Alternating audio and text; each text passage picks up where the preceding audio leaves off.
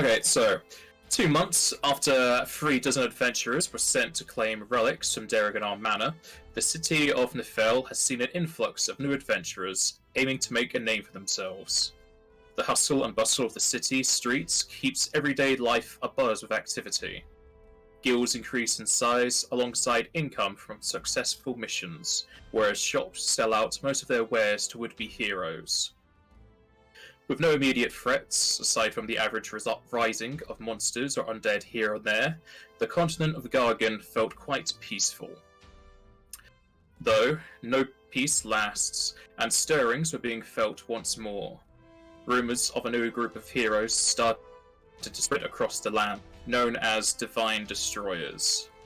This group has travelled across the lands, searching for items of great power and taking down even more powerful foes. It wasn't too long until power corrupted, and our veteran adventurers were called upon for help once more. Each of you is visited at your place of residence or out on your own jobs. Men and women in army gear, offering a message. Lieutenant Colonel Wedge is asking for your assistance, hero. Will food be involved? Will I get paid, Kupo?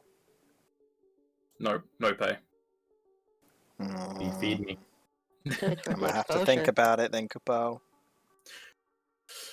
During those 2 months of downtime, our adventurers have done quite a bit to themselves with 60 days for retraining, crafting, and other roleplay purposes. Fish's character of Kumunch picked up along the way, or at his level up, a new item creation feat. You picked craft wondrous items, didn't you? Yeah. So you spent quite a few weeks of your downtime just crafting for either yourself or the party. Along with selling your gear and buying new things, nothing really happened with you aside from mechanics.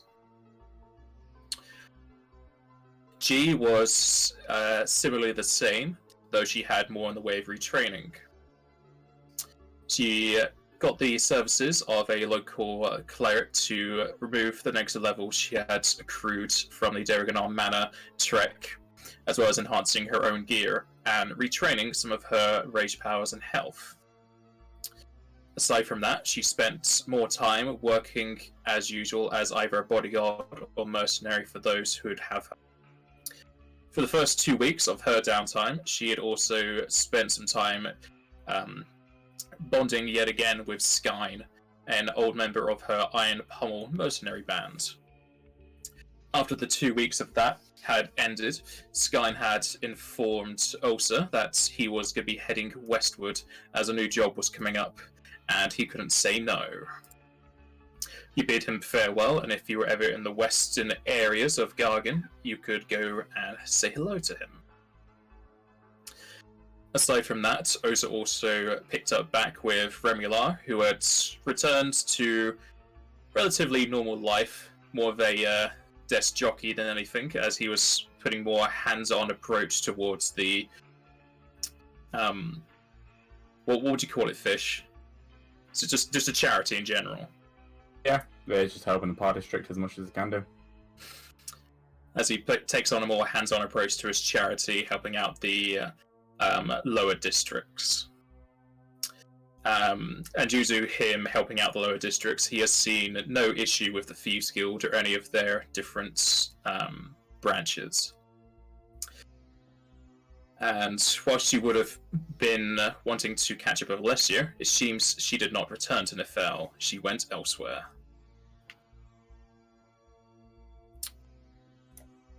Then Jas's character of Mogmi, as the crafter, spent a lot of time crafting, though you also spent some of your downtime buying up scrolls and learning new spells at the behest of all of your companions saying you don't know enough. Aside from that, you did fail one of your crafting sessions, losing both the time and money, at which point you spent the rest of your time earning some money. Nothing else roleplay-wise besides being sad and drinking away the money and time you lost. And then Entro, being the seller of the group, helped everyone with all of their gear to be sold and taking a bit of a extra for himself. Aside from that, he also spent time with Osa doing Reclaimer's work or helping out with Bodyguard's work where Reclaimer's was getting a bit short. And you also went out on a date with Kumunch to pay him back for all of his work on your items. Oh yeah.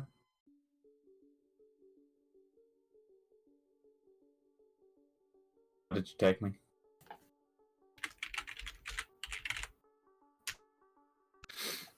Probably somewhere in the District 3. Oh, you going fancy, are you? I just need to know how much it would cost. 3 gil a meal. Since that's the most Alright. expensive meal, unless you're, like, going very extravagant. So 6 gil. You're not eating. Yeah, those two meals. Hell yeah. You seen the size of him? He's literally like twice the size of just Joseph, and I was 4 or 5 times Mogme. Fine, 9 gil. It's worth it. You're worth it. Ah. And with all their downtime finished, both during it and towards the end, you all kept in touch as you had basically gone through hell together through claiming the relics of the Deragadon Manor. Aside from local rumours here and there, you do hear a few bits of gossip, mainly to the fact that Deragadon VIII had returned back to the Triconfection Isles. And heading into the month of August, the capital city of Nefel has seen a drastic change from where our characters had first started. From the humble beginnings of winter's end, moving through spring and ending up within the near end of summer. All signs of the cold are gone, with plenty of workers moving away from full garb to sleeveless tunics and rest in the shade of the tall skyscrapers. Along with the heat rising, worshippers of both Ifrit and Azema increase their praises, as well as those following Raugir as his domain over the 8th month. The production of the world's first feature-length movie is progressing smoothly, as a big situation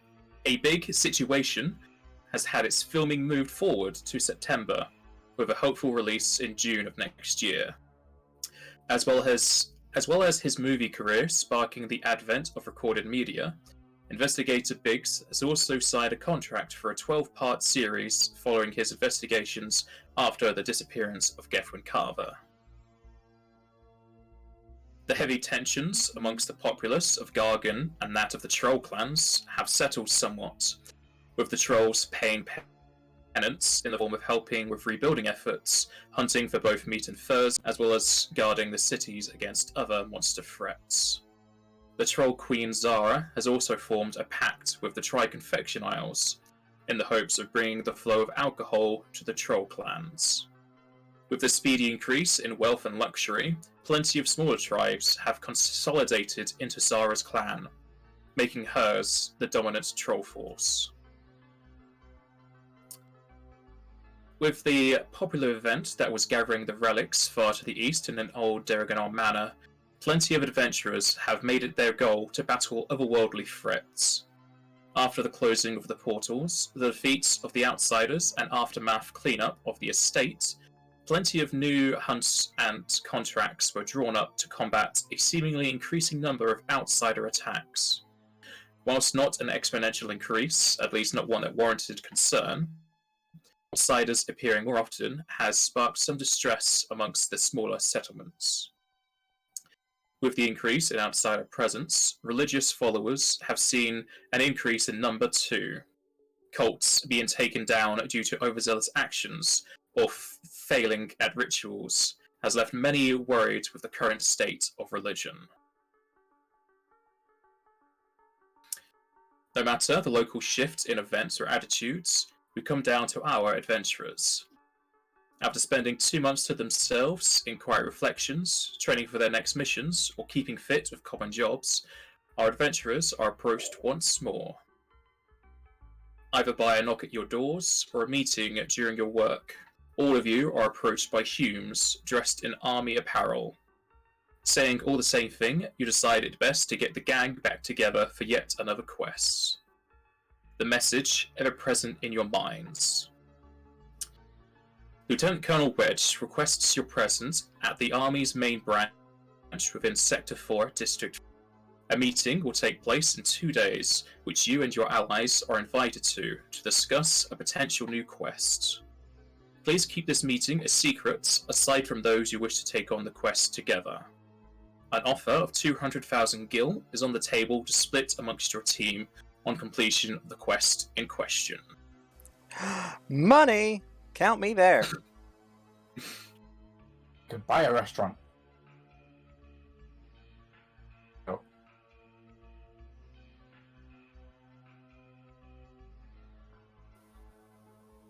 I've already Say- done jobs for them before, so probably at least want to go hear them out.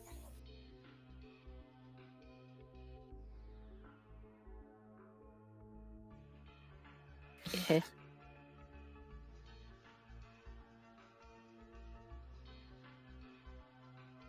So I take it you all gather up after the 2 days go by and head towards Sector 4?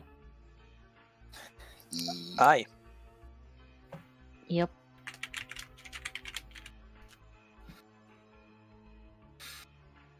Okay.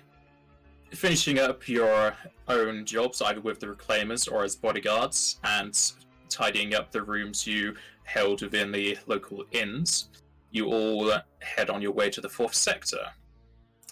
And how would you like to go about doing so? The train is the fastest at between 1 to 2 hours, depending on where you are. If you walk there, it's going to take quite a few more hours. Jumping on the train. Bogme, can you just teleport us there? Depends if I've been there already, or does it work off if I've seen a map or I know the location? Depends on which spell you've got.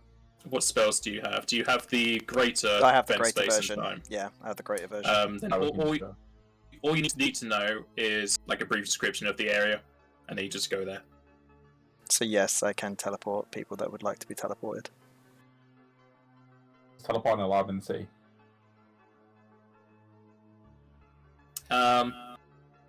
Yeah.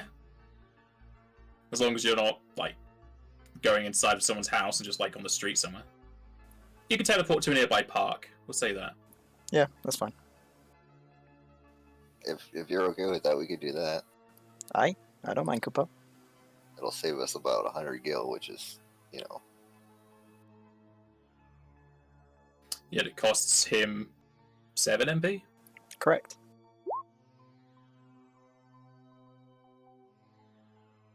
Doesn't So, state in there how many I can take. It does. Does it? Well, it doesn't say willing- specifically. Yeah, it doesn't but say it's specific off the numbers. previous spell. Oh, okay. You can take us Because far. it references the older spell, but yeah, you can take everyone. Alright, that's fine then. There we go. So linking hands, you all teleport off towards Sector 4, and a trip that normally takes 1 to 2 hours takes barely 6 seconds. And upon teleporting within a random park, plenty of people are taken aback at your immediate apparition. Some of them falling off of benches or dropping their papers on the floor. Did anybody drop any food? Nothing Nice- that normal nice people would cream or account for something. food. No. So who's out in a park on a great day, not having ice cream? Ice cream shop nearby. They're in school. Hope you're all keeping your distances, Kupo. Yeah. Just literally had to hold hands.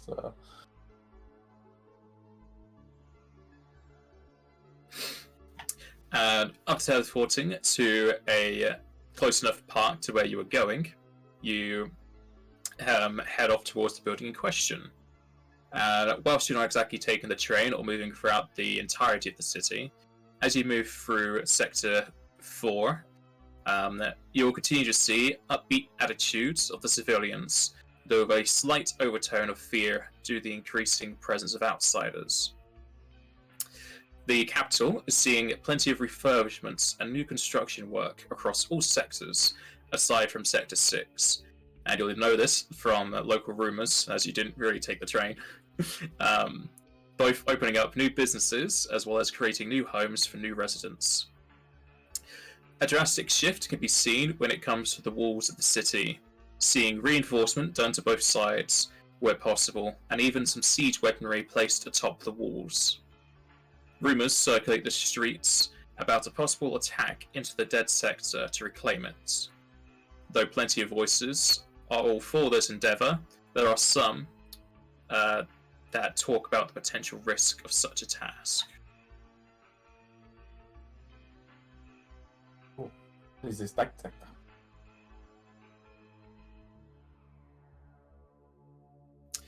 After a very short journey to the main branch, your group will approach a gargantuan complex.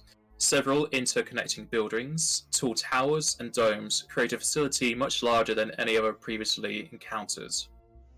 As a hulking sight of metal and brick, the party are approached by a more inviting aura. Bowing slightly with a fist to their chests, the trio of aura address the party. Welcome, honoured guests. We have been awaiting your arrival. The rest of the members are already here. May we escort you to the meeting room? Lead away. Please, get lost. You definitely don't get lost when you're looking for food. Got sent for that. Leading the party into the main building, the group will pass by several fields of training units, meeting rooms with well-dressed individuals, and testing rooms for weapons as well as magic items. Mm-hmm. Being brought to the second floor, the party is treated to more peace and quiet. The halls are decorated with paintings of high-ranking officials, presidents, and even heroes of old. The soft rugs underfoot stop any echo throughout the halls and guide you towards the meeting room you're being brought towards. At the end of the hall, you can hear chatter behind a set of double oak doors. A smell of fruits and spiced meats permeates from the door. Two of the aura move to either side of the doors, letting the final one open the doors for the party.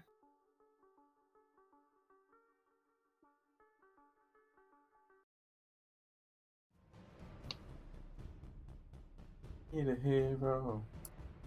More than enough for a hero. The doors open up into a modest office/meeting room. The dark wood floors are accented by several other pieces of light wood tables and chairs. An extravagant table sat in the middle of the room carries several plates of cups full of alcohol and food. To the north end of the room is a large rug that has a larger desk sat atop it. You can easily make out the faces of Wedge alongside his Magister Regan-Who on his left and Major Alfera on the right. Aside from the three familiar faces, who are quite well known, there are several other second lieutenants in the army looking over documents or chatting with other members. Below them are some low-ranking recruits, possibly trusted allies or those that show promise. The most dominating presence in the room belongs to a young adult Hume, whose blue hair stands spiked with sparks of lightning coursing through and outside his body. A long red cape drapes over his back, accented by the pristine steel and gold full plate beautifully. A sheathed sword on his back also sparks both magical power and lightning. Without the aid of detect magic, it is plain to see how much power the youth commands. Entering into the room, several of the recruits will bow slightly, with their fists to their chests. The lightning youth will approach the party, stretching out an arm to shake the parties. I'll happily shake his hand. I'll shake a Yeah. finger, because I doubt I could fit my whole hand in Alright. his hand. I will also agree to shake his hand at the same time. Yeah, I'll shake his hand. Never mind. You must be the main team. Glad to meet you all. I'm Axel Phoenix. Shaking the man's hand allows the party to realize the strength in just one hand, alongside jolts of lightning that stings the party's arms as they jump from the youth. Ah, Hi there, Kupo. Tingle. Nice to meet you. And yeah, that mark failed.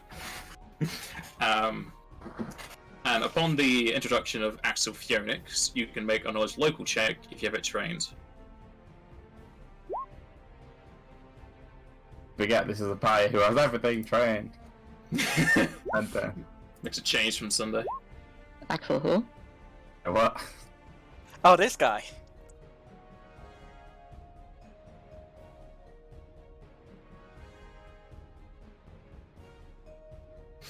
Okay, so everyone who decides to keep an ear to local, which is not Osa, will be able to identify this as the Aeon Hero of Light.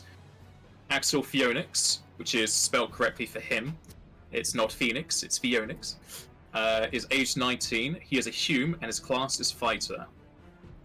And as one of the few Heroes of Light within the world of Aeon Gaia, Axel is a master of the sword and is gifted with overpowering lightning by the deity Rama. Chosen by both the people of the land and an old god, Axel is a well-known figure throughout Aeon Gaia. He comes from a village that was destroyed by a horde of undead that was raised by an evil necromancer. After a long quest to end that villain's reign, Axel took it upon himself to continue using his power for the good of the world. His accolades include killing 6 dragons, defeating a necromancer and their army of 100 undead, hunting the liches of Latvol, forging an alliance with an ancient dragon, killing primal forms of Shiva, Rama, and Ifrit. Dang. He's strong, Kupo.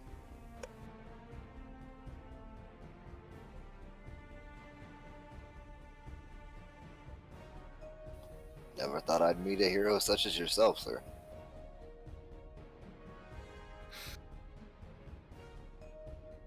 Well, you yourself are definitely down that own path if you're in this meeting. I was gonna say, Kupo, if you're brought to this meeting, it must be pretty important, Kupo. Don't know that there's much we can do to help if you're here. There's always a job for other people, and I can't be everywhere at once. True enough.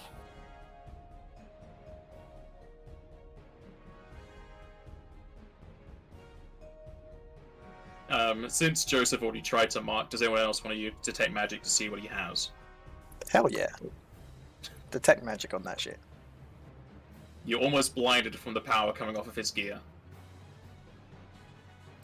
As the most powerful thing that he owns, you can identify this, if I can find it.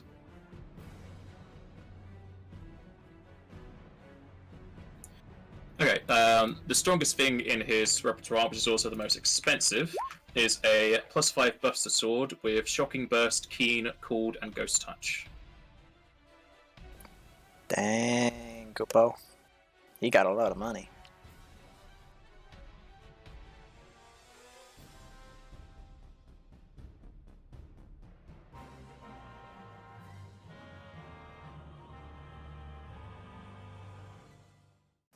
How about this other guy across the table? What's your name, Kupo?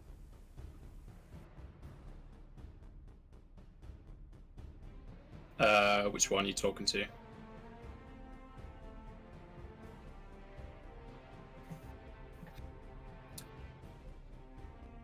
I am Karef, 2nd Lieutenant of the 1st Battalion, sir. Ooh, sir. You don't have to call me Sir, Kupo. Just call me Makmi.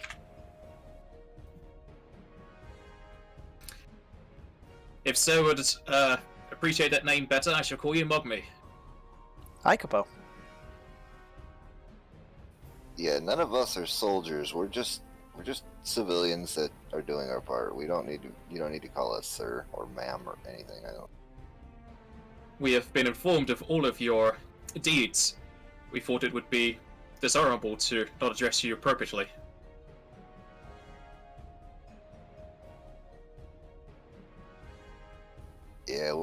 none of us are really that self-centered and high and mighty to try to call ourselves sir or ma'am. We're just simple folks. Yeah, Remy left the party. Mm-hmm.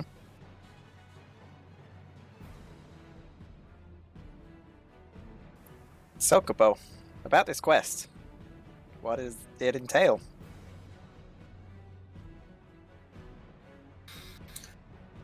I think it best to hear from Lieutenant Colonel Wedge when they're prepared. Okie dokie, Kubo. Is there seats around this table, or is it just you got to stand? Or can I even reach the table? There's some chairs. There are seats there are chairs in the room that you can move over. Not like on the map, but like think of it that you move them. Just gonna sit right in front of Wedge. Yep, that's fine. Hi, Kubo. Hello, Mogme. You're right on time as usual. Time's my thing, Kubo.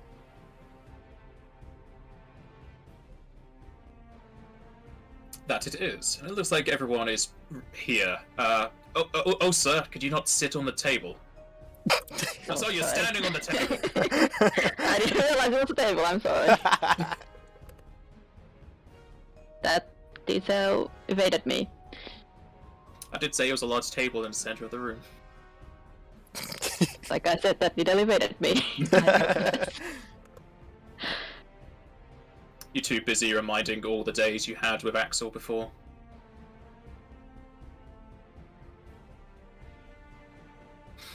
And after you guys have introduced yourself to at least two of the individuals here, Wedge will stand from his desk and move to the head of the round table. Placing some documents onto the table, he takes a sip from a glass and clears his throat, addressing the room. Since we are all here, we can now begin. First off, I would like to thank you all for coming here on such short notice. We are surrounded by confidants and trusted strong allies. With no absences, I am filled with confidence in our mission. Moving on to said mission, I have called you all here today to discuss a rather distressing turn of events. Wedge then turns his head to Regan-Who, nodding to him. Regan-Who raises his staff up high, incants a few words, and points towards the table. An azure light sparks in the middle as wispy vapor swirls around, creating a magical display.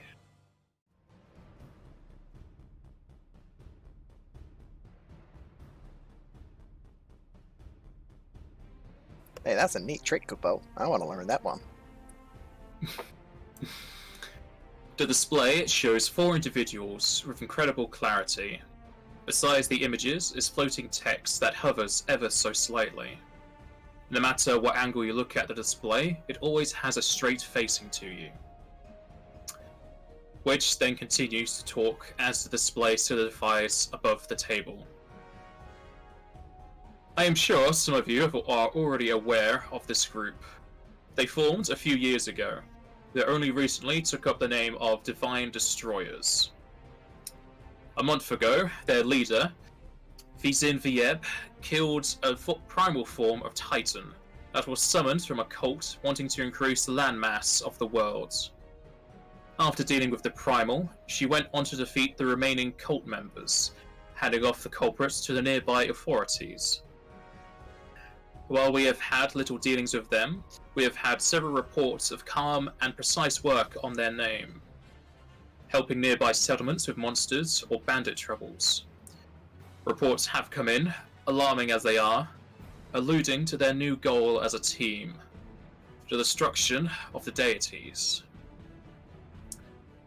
The room starts to fill with some whispers and chatter amongst the other members. The chatter is stopped as Farrah looks at the soldiers. Wedge continues.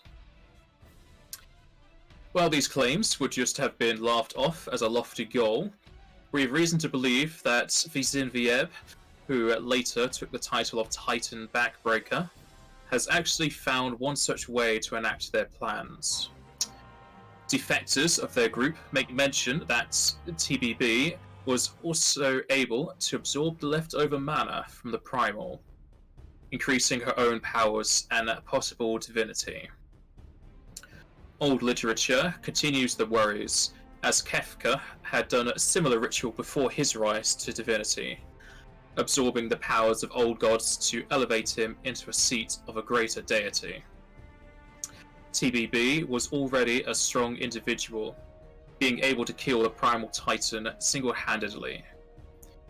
With the addition of mana in her system, we are extremely worried about her next actions. Wedge then takes another sip from his glass, and he motions Farrah over. Farrah moves to the table, continuing the report from Wedge. Several scouting parties and defectors of their group have been able to bring vital information about the group. Their new goal, shifting from their mercenary and adventurer work, is to now enter into the pantheon and break it down from the inside. While wars have raged within the group of deities, they often replace the positions with new beings or revived the dead ones. Unfortunately, it seems the Divine Destroyers believe that the current pantheon is corrupt, with too much of a hands-off approach or hands-on in regards to the gods that govern disease, death, and famine. Although these events are terrible to experience, the balance of the pantheon makes it so as a whole we all survive, and TBB aims to eradicate all deities indiscriminately. If they succeed, our world will be thrown into chaos, with nothing to govern the skies, the oceans, the temperature, or even all of life. Our scholars theorize a complete wipe of all known life if this event was to occur. The group has seen a vast increase in members and security since their defeat of the Primal Titan, reaching over 100 members. To further her power, their new members are instructed to pray to TBB in the hopes of improving her divine powers and eligibility. Farrah looks over to Regan-Who, who moves his staff, changing the display to show a city. Approaching the table, he continues the explanation. Now, to move on to the mission for you all to undertake, we are asking everyone here to aid in the apprehension, or if that isn't possible, the killing of Titan Backbreaker. If anyone here has any qualms with this, they may leave now.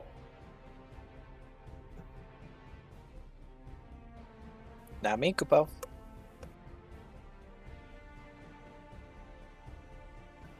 We'll do what it takes.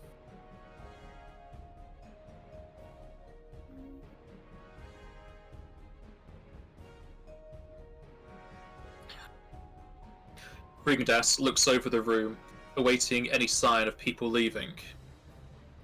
A few moments pass, with no one leaving. I thank you all for carrying this burden. Via the use of scrying, we have been able to determine where several low-ranking members of the group are, mostly held within the plains of the worlds, forests, and cities, without a large number in one place. Moving to find TBB, we found heavy resistance.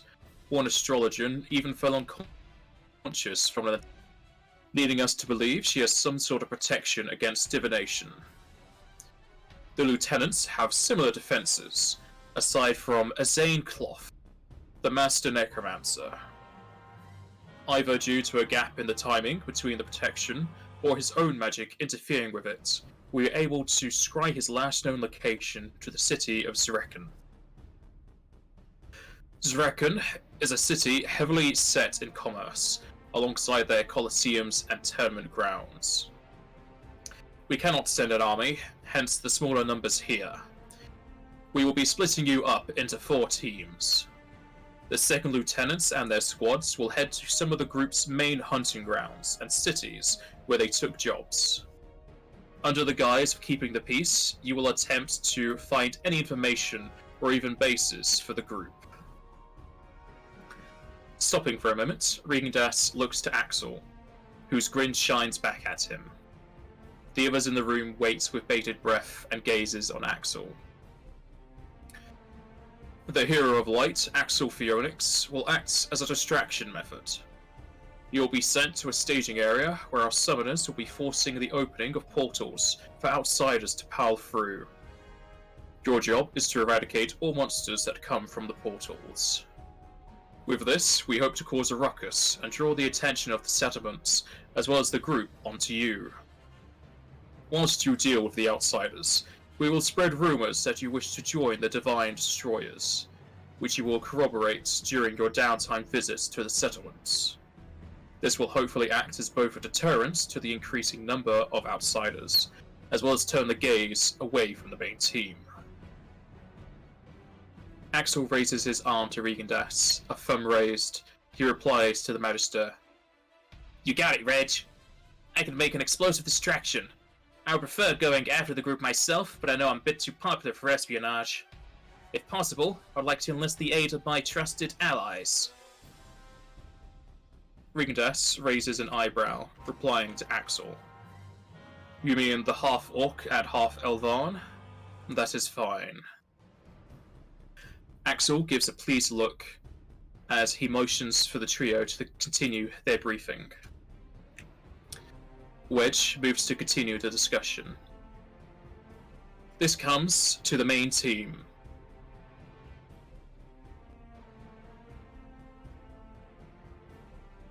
Kumunch, Mogmi Kumog, Osa Greytail, and Joseph Shades. With all of your efforts towards clearing out the Deragadar estate 2 months ago, and to both Osa and Joseph, who has aided in several other events previously, from the encroaching troll threat that has now subsided exponentially, they're aiding in the retrieval of Gefwin Carver and the uncovering of the Crimson Materia plot.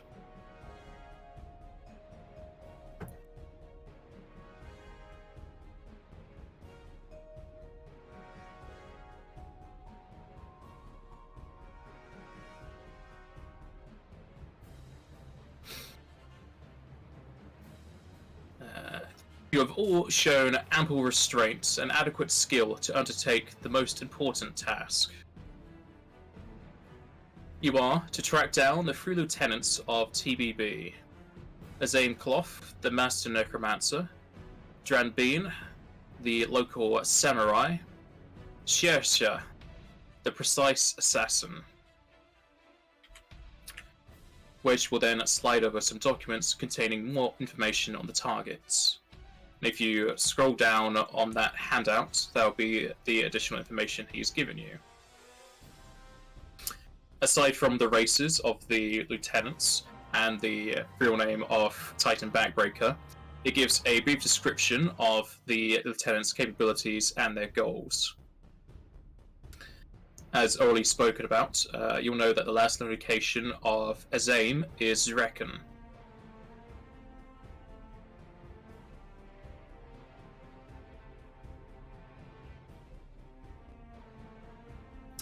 Wedge will then continue speaking. Currently, we only know the location of Azame, the Hume Necromancer. We tracked him to the city of Zrekon, as explained earlier. We will be teleporting you to the city via the teleportation halls. Your cover is that you're joining the local yearly grand tournament Monster Division. Our informants lead us to believe that Azame is currently looking for new recruits, and if you show yourselves to be strong in combat, he may approach you. If you cannot succeed in the Colosseum, you must instead trail and find Azame's hideout within the city. Either way, you must get Azame to reveal the location of TBB. If he does not know that, the locations of the other lieutenants. With such a high priority individual as Axel, pay attention, you should have no issues with your side of the mission. Just act calm and try to bluff your way into the good graces of Azame. Which then takes a step back from the table.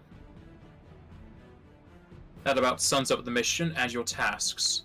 The main team will be awarded a total of 200,000 gil to split amongst themselves on the apprehension or death of TBB. Axel will be receiving a different reward. The same goes for the soldiers here. Any questions? Let's get started.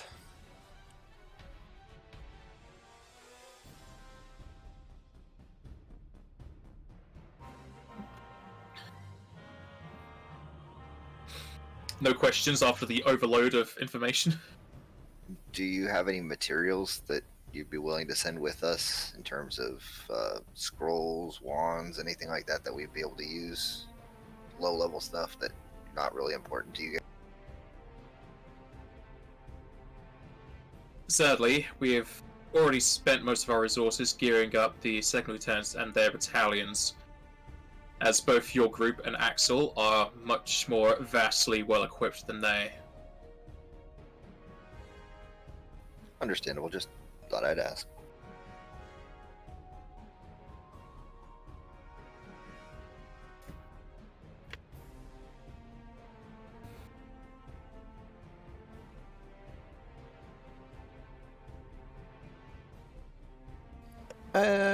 Only one thing. If we did fail this competition and he doesn't approach us and we can't find his hideout in the city, what would be our option after that?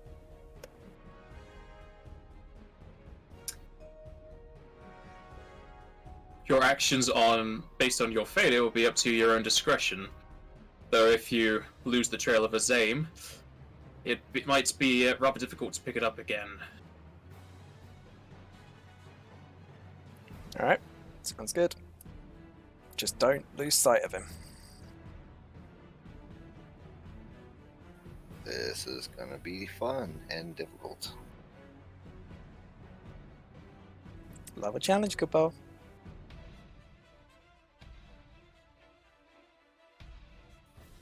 Is there any checks that we can do to see if we know anything about these people or have heard anything other than what they've told? Yes, you can roll knowledge local for each one. Okay, so starting basically at the top and then going left to right on that paper that you showed us. I'm going to do 4 of them.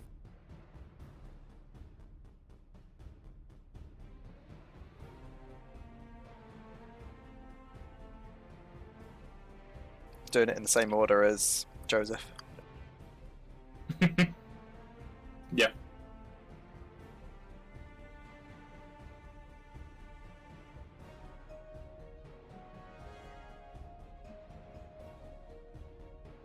Okay. Based on what you've heard as rumors spreading around, as well as what the documents here can tell you, Wyznwyb is a Roegadyn of the Seawolf clan, and whilst the Roegadyns are generally a very strong race of beings, Wyznwyb has displayed a strength far exceeding that of the others. She first made the group, though it lacked its name, 2 years ago, and started it off with Azane Cloth. She picked up Azane Cloth just after he had defeated a encroaching threat on his own town, though only after his town had been destroyed. He was able to raise the dead of his village, though it left most of the civilians rather weak, as they would have the -2 con and whatnot. And generally, the beginning of their journey was incredibly honourable and good, as it were. Their main aim was to help the little guy, as well as the general populace with their issues, hence taking down monsters and hunting contracts. They later picked up Dranben, who is a samurai who comes from a long line of samurai. And he joined up with the group after his monastery was destroyed by a similar monster threat. And with Wyznwyb saving Dranben, he swore an oath of loyalty to Wyznwyb to follow her until his dying days. And Shiersa is the newest member of the Divine Destroyer, entering into the group about 4 months ago. She was previously an assassin for hire, though it's hard to tell what type of contract she took on, as she was very good at her job and didn't leave much of a trace behind. Aside from their classes, which you would already know, they are a necromancer, samurai, and assassin for the bottom three, and Wyznwyb is a monk. And from local rumours, you can size up the strength of Wyznwyb at being stronger than the Downtime mana.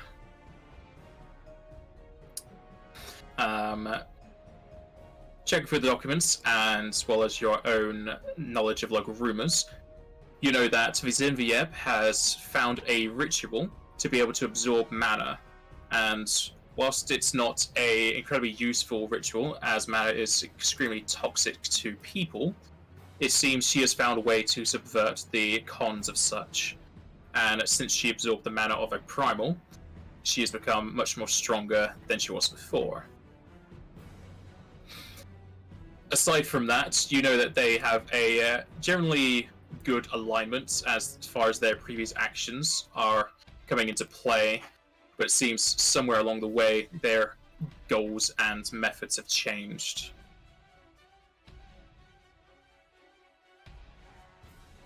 Aside from all of that, is there anything else in particular you wanted to know?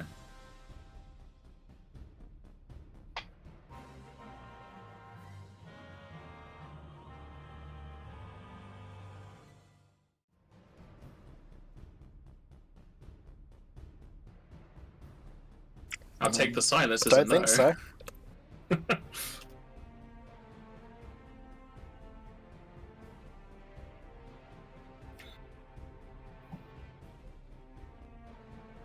Yeah, I can't think of anything else specific to know about them that we would be able to get from knowledge checks like that.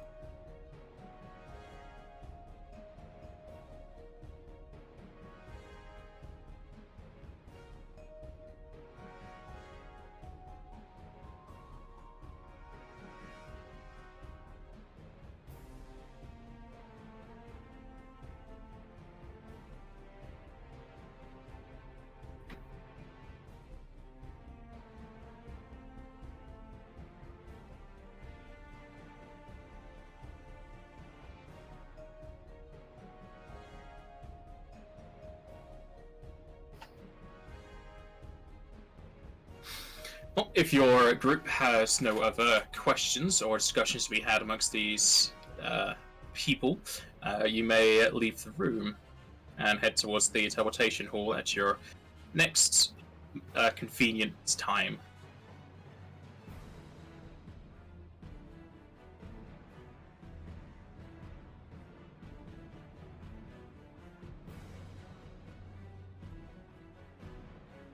Guess we're as ready to go as we'll ever be. Yeah, we should probably just head straight to the teleportation hall. Wait, are we paying for the teleportation hall ourselves, or is that being taken care of for us? That's already been taken care of for you. Alright, that's what I thought, but I thought I'd ask first before we showed up and like, hey, you guys are gonna pay for this.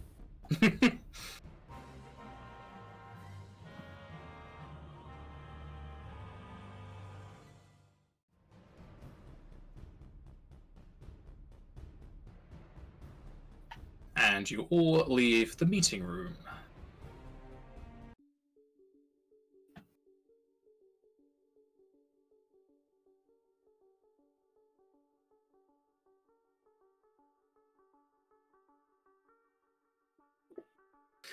And this is going to be a bit of a backwards question, but are you teleporting to the teleportation hall? Sure. How far away is it? Far enough that you need to take a train again.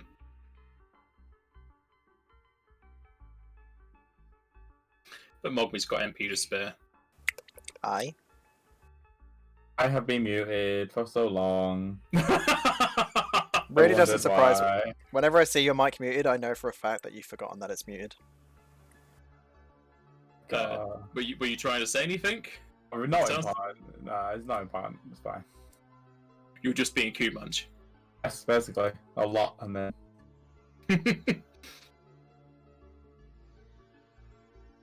Okay, so what can we teleport you all to the teleportation hall? I take it. Yeah, sure. Okay. Just skip past further this because you're just teleporting there. Okay, so you teleport your way over to the teleportation hall, and as you are teleported with the inside, you will appear atop a circular indentation in the floor, the lines lighting up slightly as you appear. And within the dome-like structure, you can make out several groups of adventurers paying for teleportation services. While many groups seem ill-equipped, there are quite a few that have gear much above what their attitudes would lead you to believe they would have. With flashes of light here and there, the groups are whisked away one after another. Your group is eventually approached by a Moogle wearing garish green robes. Looking up at the group, or just straight towards Mogmi, he will speak. Titan's blessing upon you, Lot Kupo. You must be in my appointment for the Colosseum, yes, Kupo? That's correct, Kupo. Kupo! With the confirmation of his fellow Moogle, he will take you to another arcane circle on the floor. The Moogle moves some of the movable segments of the floor, changing the design of the circles and lines. Linking hands with each other, and finally the Moogle, he incants a few words, and with a pulling sensation, you are all transported to another teleportation hall.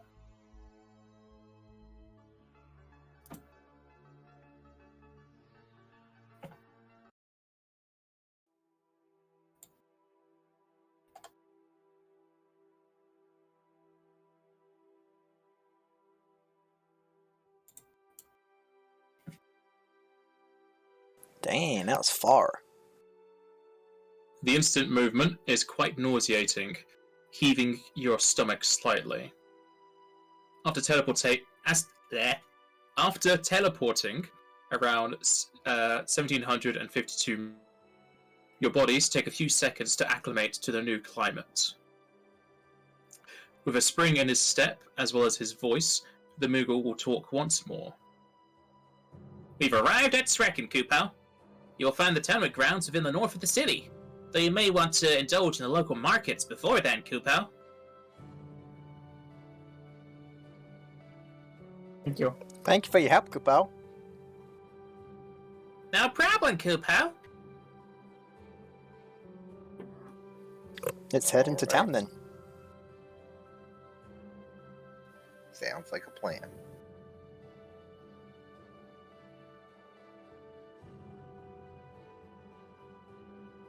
Before we go, as we're leaving, I'll say, we kind of what's that cover story? We're here for the tournament. Yeah, we're here for the Monster tournament. I mean, when he approaches, where did we come from? Just gonna straight up tell the truth that we're from Nefel. We heard about the tournament in Nefel, and we just used the teleportation circle to get here so that we could fight in the tournament.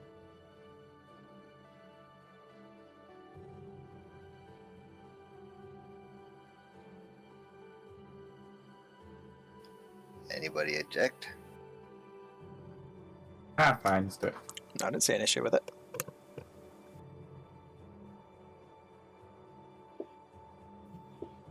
Okay. Leaving the teleportation hall, the party will notice several other parties arriving via teleportation, from large merchant groups to smaller adventuring bands. Hastily moving wooden carts full of wares combined with the clanking of metal and shifting of cloth as both types of visitors make their way into the city proper. Exiting the doors to the teleportation hall, the party are treated to the sounds of birds in the sunny skies and chatter of the populace. An almost thunderous noise of feet can be heard as the civilians go about their daily tasks.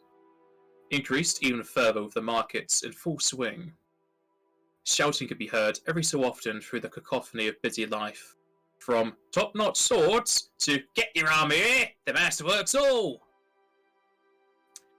Accompanying the sounds of civilians is the smell of polished metal and freshly baked goods, mobile carts selling scones and rolls to passerbys. The red brick buildings give a colourful backdrop to the brown stone paved roads that connect the streets. Wondrous paintings of weapons, armour and the like adorn the shop's sides and doors.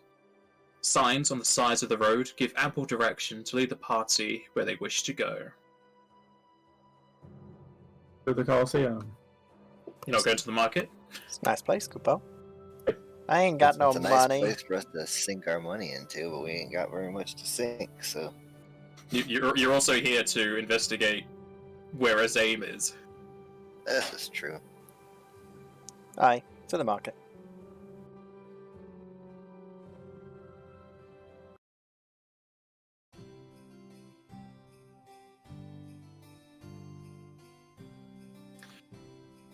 Following directions from the signs, the party eventually reaches a square-like clearing in the road. Several tents and stalls are set up, with merchants hawking wares to all. 4 benches are sat closer to the food stalls, with some townsfolk dining on meat skewers, bowls of vegetables, and drinking cold liquids against the heat of the sun. Amongst the traders is a familiar-looking Burmesian standing atop a wooden podium. The party can recognize him as Skye, the hunter who was gathering neck hides in the forest. Shouting to an overlooking crowd, Skye says, The Iron Pummel is hiring new adventurers. Swordsmen, magi, and healers alike. Apply today.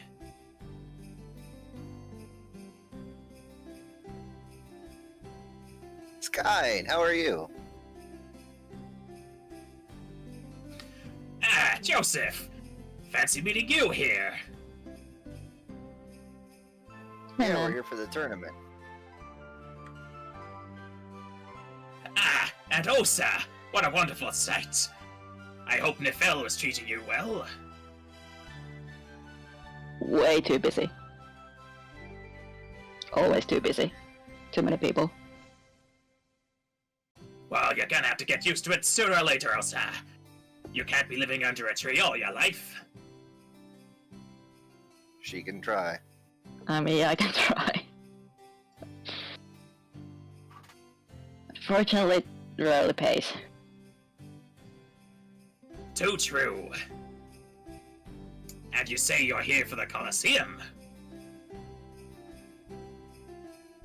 Yeah. Yeah, we're gonna enter into the monster division. Ah, the more dangerous one, but more Gilon. I shall be sitting in the crowd when you get on there. We've never been to anything like this before. Do you have any information, like rules or what's gonna happen when we get there? I take it you're referring to the Colosseum. Yeah. Well, Dragon's got 2 large buildings for such. They've got the Colosseum and the tournament grounds. I don't know why there's not one big building, but, you know, cities, they're weird. You're wanting the one on the left if you're doing the monster stuff. And, just go to the counter and tell them your group name and what you're doing. Aside from that, just don't die.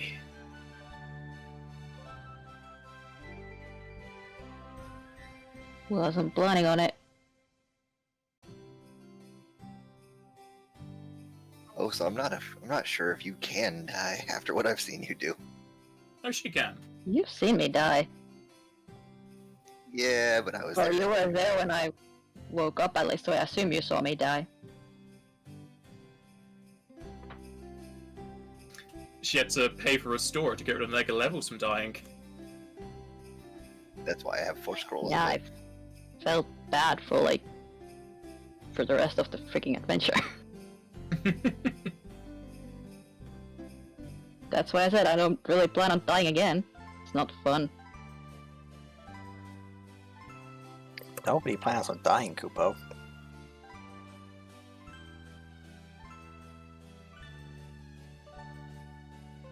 Yeah, well, I guess.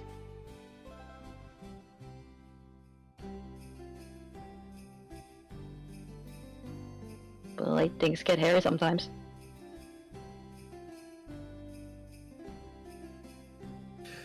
So, what are you doing in the meantime before the Coliseum starts? Yeah, how much time do we have? It's starting in 2 days. I'm only here to explore the town, Kupo. I want to see what's here. I've never been here before. Would you recommend anything?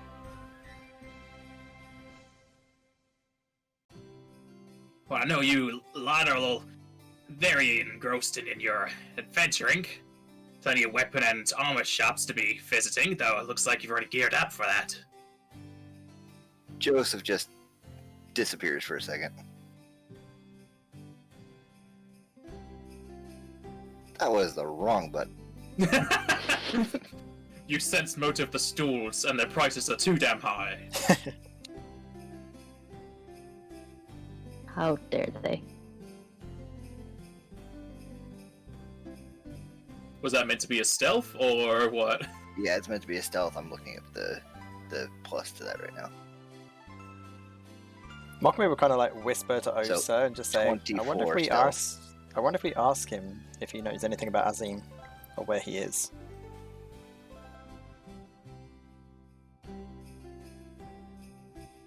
I mean, maybe. Mockme will like kind of walk closer and just keep his voice down so no one else hears. It's just like, by any chance, you haven't seen a person called Azim, have you? Azim? I don't think I recall the name. That's to see what I can see in this area.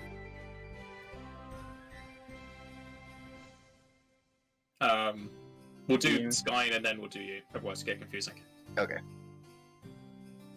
Is Azim the one that's hosting the tournament, or is it just a normal tournament and he's just keeping an eye out? It's just a normal tournament, and Azim is there to keep an eye out for new recruits. Okay.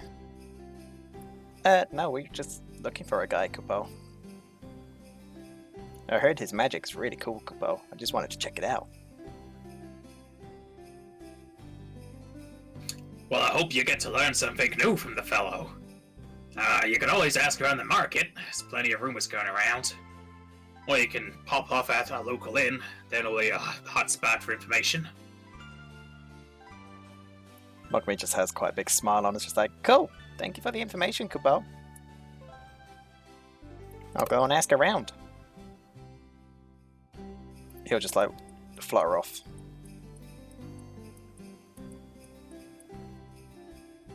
As you flutter off, you notice Kumach dining on way too much food in a very large bowl. No such thing as too much food. For Moogles, not for you. Oh, it's probably more than her weight in food. Wait, sorry. His. Hey, Kupo, can I have a taste? Oh, my foot. Oh, okay. Joey Kupo. doesn't share food.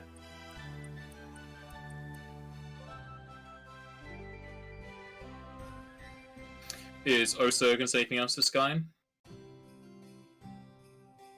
Nothing meaningful, really. Probably just What's kind Skye saying? of What's he shoot saying the about- shit for a bit and just kind of disappear in the crowd herself. Okay. What was Skye saying when we first came in? I couldn't really understand what he said. He said the Iron Pommel is hiring new adventurers. Swordsmen, magi, and healers alike apply today. So he's recruiting people for his party, basically. So Iron Pommel's back together then. Well, not as you used to know it, Osa. A lot of the other gangs either split off or died in other contracts. So I'm just trying to make a new one. Bring the name back to life.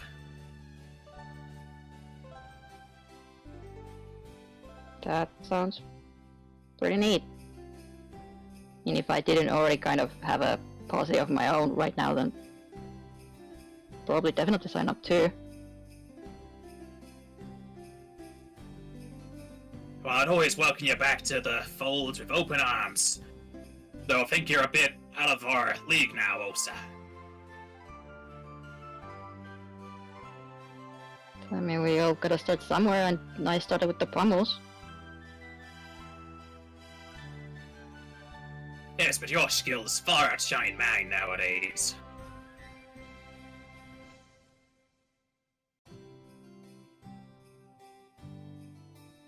Well, still, if you need any help when I'm not on a job, then just holler. Mockme's just gonna hide in the crowd and like, test your strength, Kupo! Arm wrestle!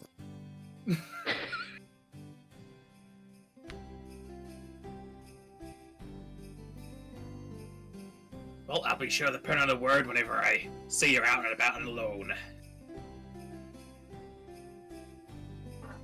You never know, we might pick up another orphan from somewhere else. You never know. Well, I guess I go look where the rest of the people went. Catch you around, I guess. Have a nice day, Regan.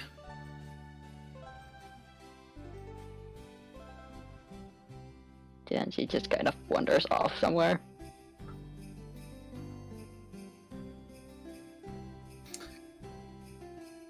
Joseph, you here?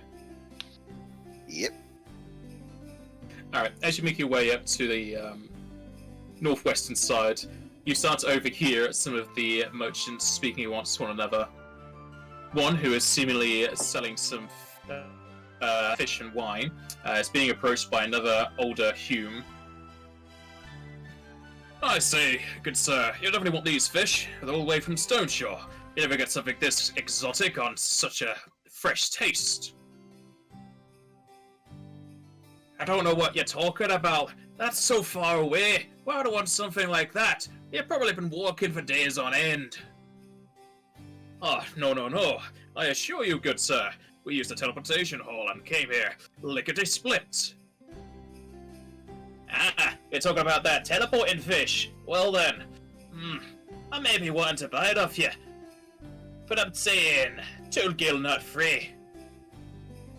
Come now. You'll never have something this exotic over here. Let's keep it to free. You drive a hard bargain, but I like the cut of your jib. 3 gil it is. The dwarf and the Hume clasp arms as they set on the price. The older Hume bringing down a sack as the dwarf pulls out a pouch of gil, counting it out and handing it to the Hume. Pleasure doing business with you. And to you.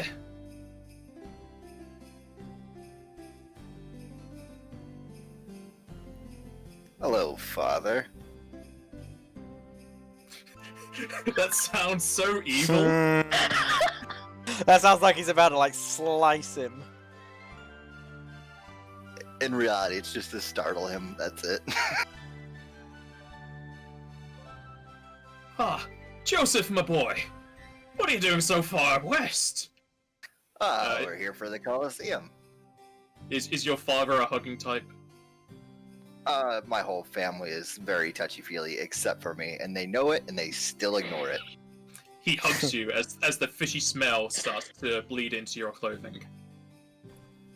Oh, yeah, fresh fish. Did not miss that smell. He then kind of grabs hold of your biceps and feels them for a bit too long. Oh, you've definitely been eating right, son. I see they've got a good enough fish outside the shore. I've widened my tastes since I've left home. And definitely widened your wardrobe. Have a look at you, lads. He then pulls up your arms to try and splay out your clothing and cloak. You've definitely accessorized that. It all looks so shiny and new. Some of it is. Some of it's worn and battle tested.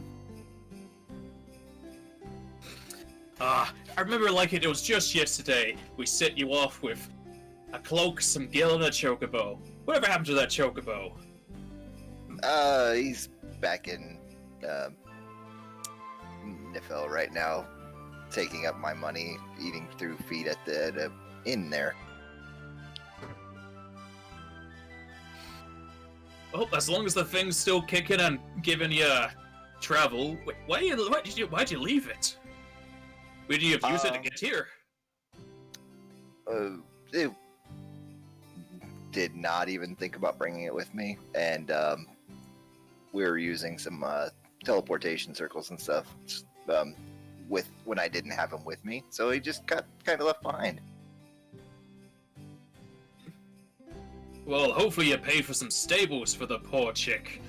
It's gonna be dying out there if you're spending so much time here. Yeah, I might have to take a trip back just to bring him. Not exactly the greatest idea, just leaving him behind. And what's this you're talking about? A coliseum? Yeah, me and a couple people I've been working with recently have decided we're gonna fight in the Coliseum here. Oh, please tell me you're saying coliseum wrongly and you mean the tournament. We're going for the Monster Division. Is what I've heard is it's in the Coliseum. Oh, you're going to give your old father a heart attack. Why are you going up against the beasts? You'd be much safer going against the other Humes and Elvan and whatnot. Oh, sir! Kumunch, Mogme, come here for a second. I still have a big bowl of food. Hello, As you walk Kubo. Kumaj, as you walk over with the big bowl in your hands, an apple falls off and hits onto the floor. Oh no! How am I gonna do this? Tongue, what am I talking? I'll actually use my tongue. You lick it. You lick it. Hell yeah. And So I was just about to like bend down to pick it up, but then Kima just licks it up anyway. So I should just bite it and eat it whole in my mouth. See, Father, my friends and I, we've been through quite a bit. We've learned some things, and we feel we're quite capable of taking on the Monster Division here. Oh, the monsters are gonna be so tasty. Well, you've definitely got quite the varied group. I would have thought you'd be sticking around with Humes. You know how bad at making friends you are. And that's not for the reasons you might think, but also maybe for the reasons you do think. Oh, this Daddy Joseph? Just not good at making friends, that's all. Hi, it's Daddy Joseph, Kubo. He and my daddy, or my master, same thing. So, how's Mom? Nice. Wonot gets a sweat on his brow as he hears Kumaj ate his parents. Hey, they died natural causes. It died natural causes. The sweat does not stop. Oh. I'm not drinking a while, don't tempt me. Ignore him, Kupo. He's fine. He's got a bowl of food. You notice the bowl of food is already half empty.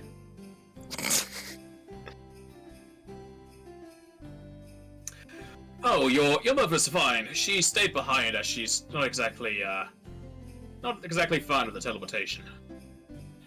Yeah, it's pretty wrenching on the Constitution there.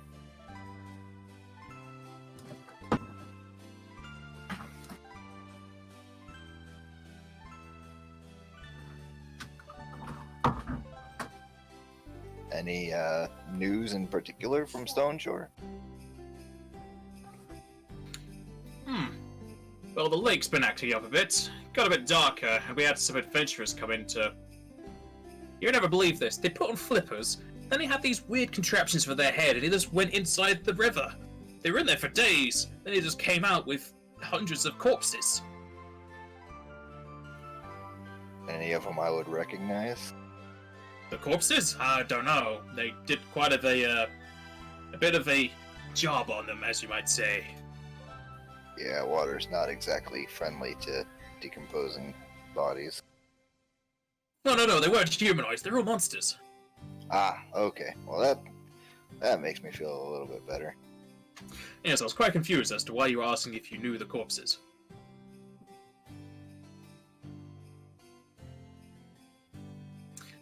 But aside from the increased adventurers, we did have a larger band of travelers pass by. It was a bunch of time mages, black mages, and white mages. Something about a magical troop or something. That's how I got here. Oh, so they're here? Yeah, somewhere, yes. I think they're hawking wares or they've signed up for the tournament. Anybody of note among them? Can't say I think there's anyone of note. They're all equally impressive.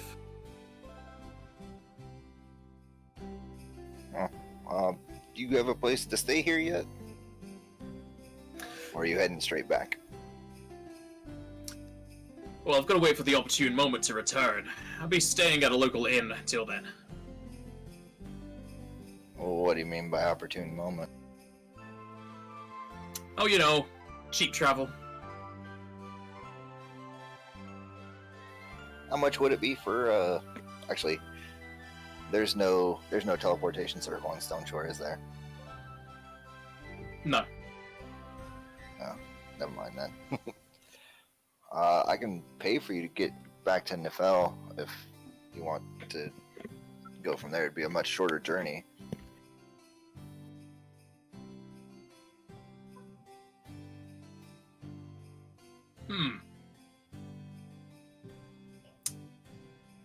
I'd much more prefer a direct teleport. I think I'll stick around here and wait for the opportune moment. Magmi, do you feel like doing me some favors? Depends, Kupo. What's in it for me? I've got like 300 gil I can give you for a round trip. I'm stopping me joking, off Kupo. in- I'll do it for free. You've saved my ass many times. I'd also like to stop off in Nefel and grab Blasto if we could too. So. Sure thing, Kupo. Okay.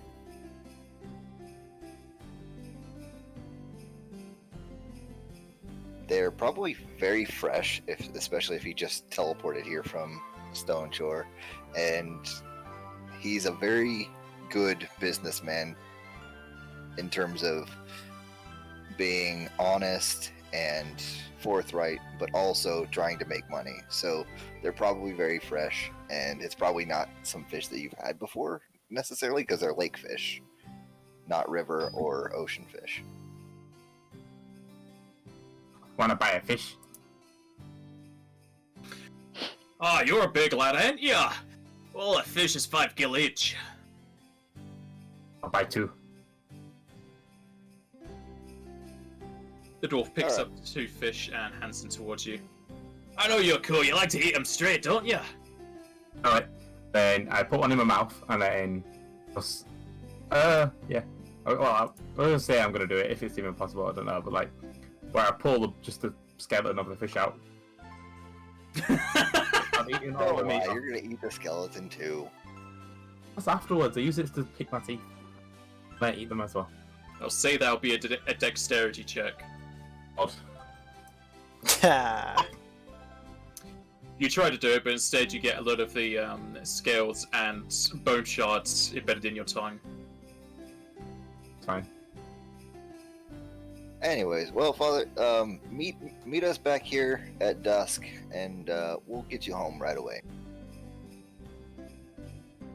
Oh, do you want to watch your son fight in the Coliseum? That's also a possibility.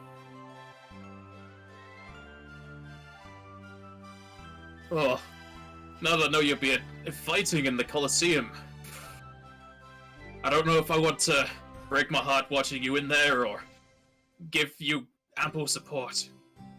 Oh, darn it, I'll go. Sure. All right, we'll meet up. We'll find a place to rest while we're here. We need to find for some rooms as well, anyways. Well, wish you luck. Plenty of the inns I visited were all fully booked up. What with the markets going into full flourish and the Colosseum setting up? I mean, we're capable enough. If we need to, we'll just head outside of town and camp.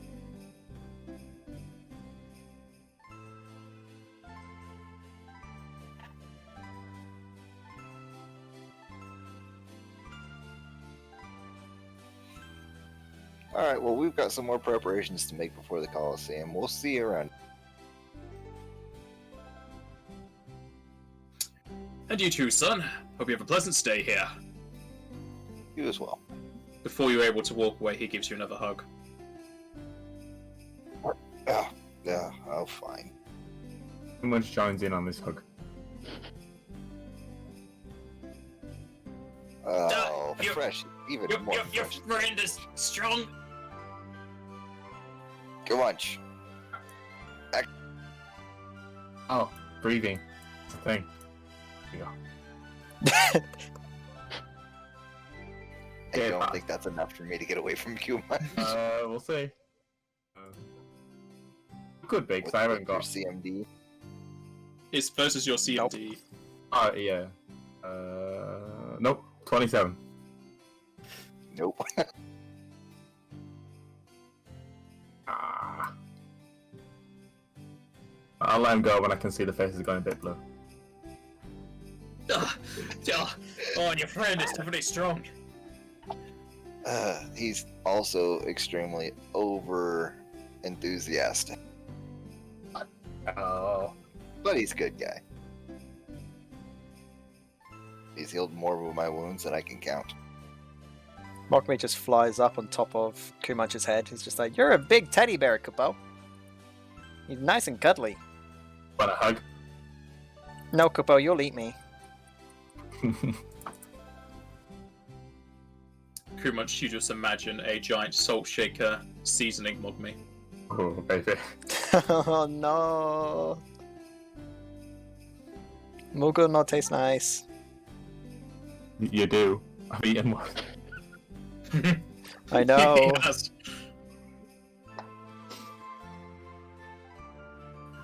There's many other Alright, things to let's- taste in this market. Let's get back to what we're supposed to be doing.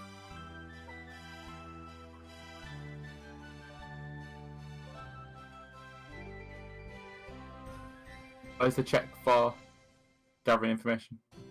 It's diplomacy. Yeah, I'm gonna go. I'm just gonna carry on eating food. Now try it, Kupo. As you sit on that bench, it creaks and breaks in two. God. Wood. Not a good diplomacy check. Why This did person's Premiula got have to full go? mana. Where's when you lie when you Mm-hmm. He'd get all the information straight away. People would come to him and just give him the information. Here, take my information. Two new diplomacy Didn't- feats as well, which you would have got. Didn't Joseph put points in diplomacy? Or you just bluff and sense motive? Bluffs and I can't re-roll a And- diplomacy check, can I? I think I had a little bit in intimidation. Actually, No, takes not hours. gather information, no. Darn. Have to be trained, do you? If you don't have to be trained, I'm gonna try. It's not having trained. You don't have to be trained now. It's just talking. The only training you need is. But with that, you know. Kumunch doesn't talk. We'll run away. Don't speak. Literally in the check, -3 to gather info. Yep. Osa does not do good in Joseph, crowds. Joseph got an 18. Oh, I like. Osa has -3 to gather info, but Joseph has +4 to gather info. Yeah. You can tell who's the So people I rolled person. an 18. I feel like you need to put more points in diplomacy. Especially if you're going to be talking with people. Mm-hmm. Next time I put in an increase in my intelligence score through a magic item, I'll make sure to do that.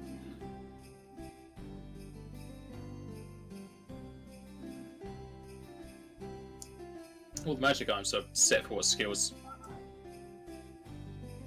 Right, but the item that I already have would just be increased, so I would choose it when it was created, right? Oh, yeah, the ranks, yeah. For the Headband of Intelligence.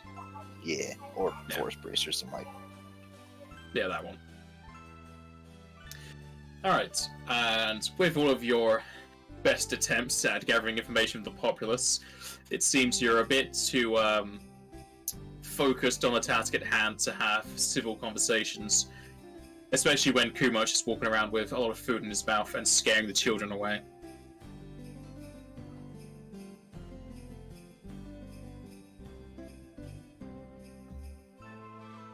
I guess the next place for information is going to the inn, Kupo.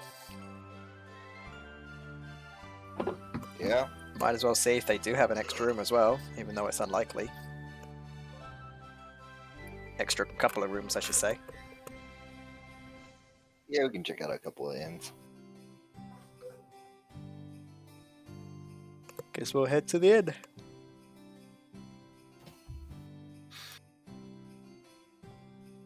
Okay.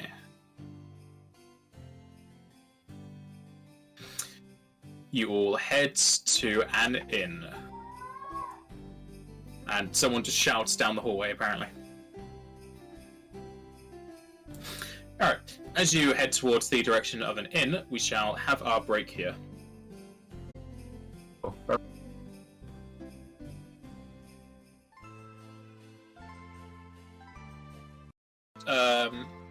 From the market, you go off to a local inn. Either through the word of mouth or following signs, your group finds yourself at a local inn by the name of Lucky Carps. Apparently known for its amazing fish cuisines, the inn hosts dinner parties quite often. Arriving at the inn, you will see it to be a clean building of blue painted brick, with cloud paintings across the windows, giving off a seaside and sunny vibe. The party enters inside. Within the entrance, your group is welcomed to a wide array of smells and sights, from the freshly cooked fish and flowing ale to the multitude of adventurers and passerby that have found this place to be their home for the night. At the counter at the far end is a happy-looking Mithra, his welcoming attitude inviting you over.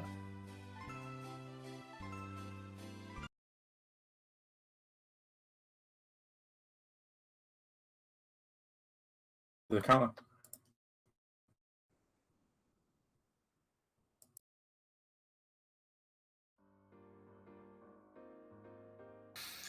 On approach, the Mithra welcomes the party. More new faces! Wonderful! Are you here for food, lodgings, or both? We're kind of booked up, but we've got 2 double rooms left. Oh, definitely both.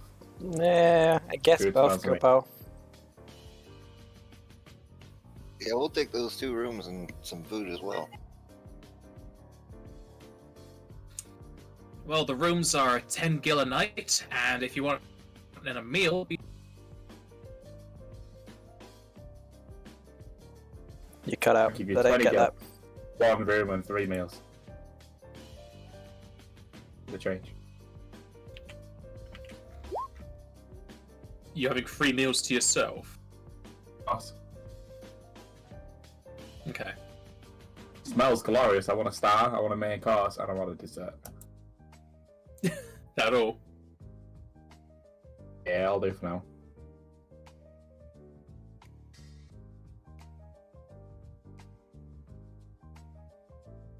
Well, I mean, if we're here for the tournament, which is 2 days away, is it worth paying for 2 nights?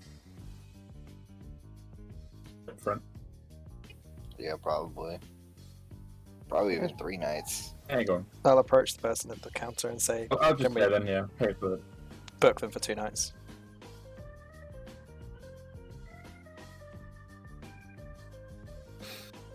Ah, you must be here for the tournament if you're staying that long. We are, Kupo. We're partaking in it. But don't you deliver mail? No, Kupo. I can tell you the time. Oh, you're Watchsmith. Why are you fighting? Us Watchsmiths are quite strong, Kupo. Defeat them with magic. And time. I'll have to take your word for that. Aye, you shall.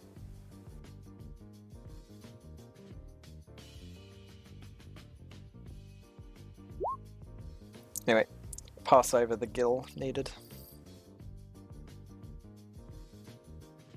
I already What's took the gill Joseph out of- think? I was gonna pay for the 2 rooms for 3 nights, but I already took the gill out of my money, so Nah, you can pay Kupo. I'm sparse on money. You can pay Kupo. yeah, I've got enough for right now. I mean, you do owe me. I've I'm got teleporting 5 your dad later. In a couple Weren't you days. asking Osa to bunk up during the downtime? Well, yeah, I had the money, but if I didn't have to take the time to subtract the money from, and Osa and Joseph have kind of got like a buddy relationship going on where they, share the room, they go out and do adventures together without everybody else. It's fun. Mogmi like slowly turns his head and like, does that mean I have to share with Kupo? I keep you warm at night. As long as you don't eat me, I'm fine with that, Kupo. The Mithra slides away the salt and pepper shakers. Oh, I gain nothing from eating you, and I've eaten Moogle before. Somehow that We all doesn't have, make me like, feel better, the ring Kupo. anyway. Oh, the ring of sustenance. Yeah. Oh yeah, but Cuba just like as a primal mage, I don't really need to eat. I can eat dirt off the ground and I'm good, but he's I still mean, I eating. figured Kiyom's just doing it because he's Kiyomage. But like, for like sleeping purposes, if Mogmi is like that weirded out, Yeah, yeah. It's only kind 2 of take hours. watch or something. It's a power nap. To be fair, we could just get 1 room and just all take turns sleeping in it, and we'd still have plenty of time. I really wanna go. Surprisingly, you're not wrong. But I But mean, I don't know if this woman would probably be very freaked out. now we book both the rooms and we go camp out in the wilderness. So nobody can find us while we sleep. Yeah, tactics. Just And getting we used to. take a watch.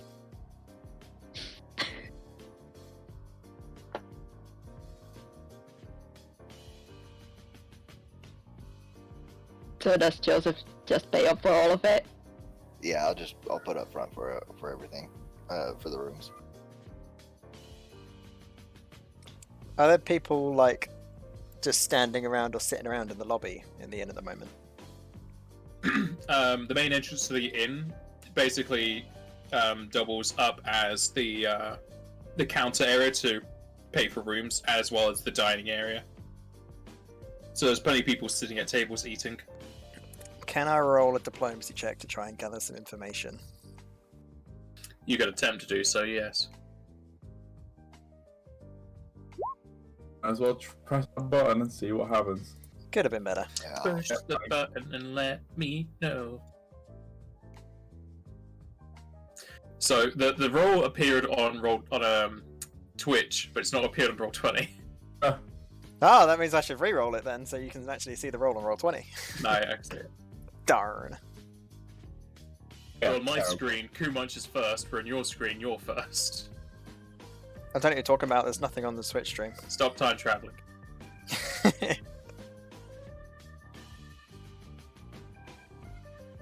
you do realize you're talking to a time mage, right? Mm-hmm.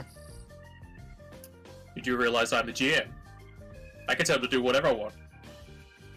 This is mostly true. You guys are not having a good time with these rolls. No.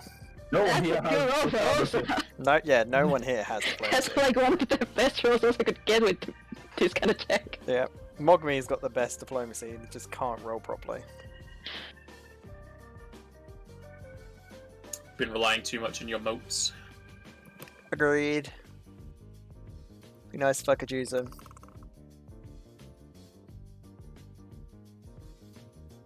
Well, with those checks, you don't get anything out of the patrons, Ugh. and they are especially annoyed at both Kumunch and Joseph, who are very pestering-like. Kumunch is Oh, just well. drooling over their food. Yeah.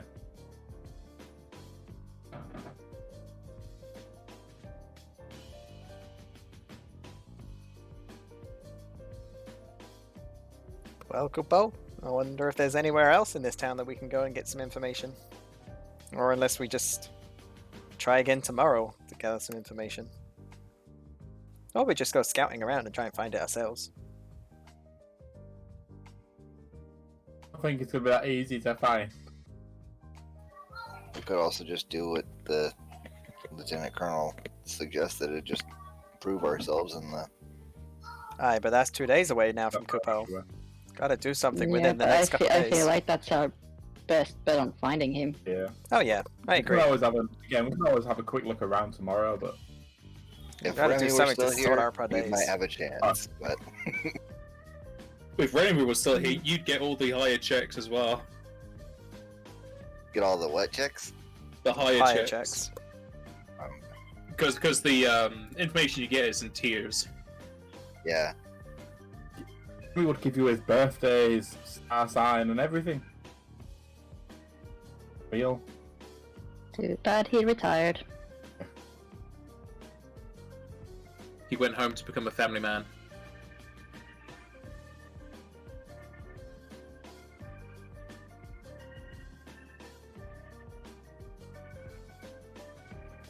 Well, is there anything else you guys want to do for the rest of the day, Kupo? Or do you just want to go to bed for 2 hours and then wake up? I've eaten too much, so I need to go to bed. Like to get my dad home and go get Blasto. I can help with that, Kupo, but don't you want him to watch the tournament? Your dad wants to watch the Coliseum. Oh yeah, that's right. Well, I still need to go get Blasto, but he should be fine at the Cleric Boulevard for right now until we need Yeah, to you're not travel. really going to need him during this right now. Hi, Kupo.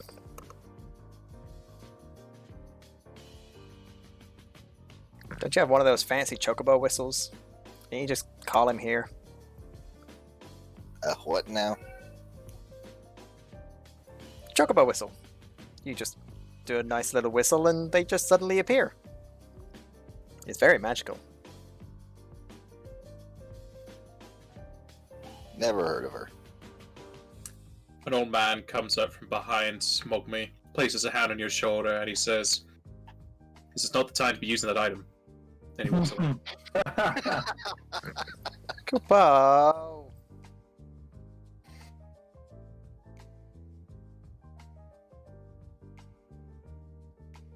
Was he wearing a lab coat? Yes. Spiral glasses and everything.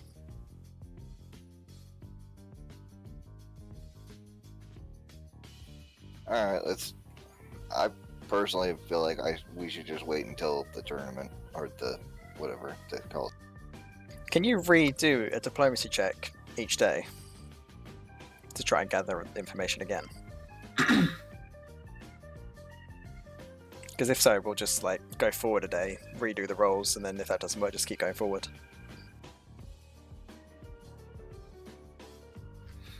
For gathering information, you can retry as many times as you want, it just takes more time.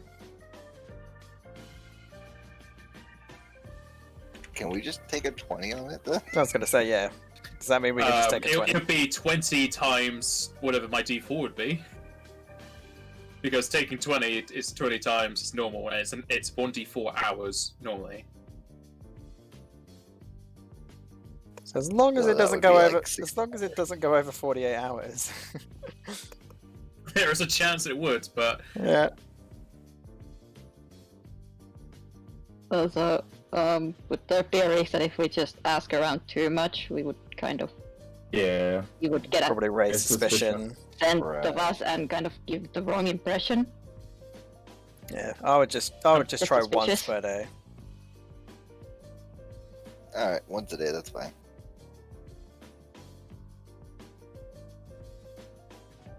I'm not gonna bother.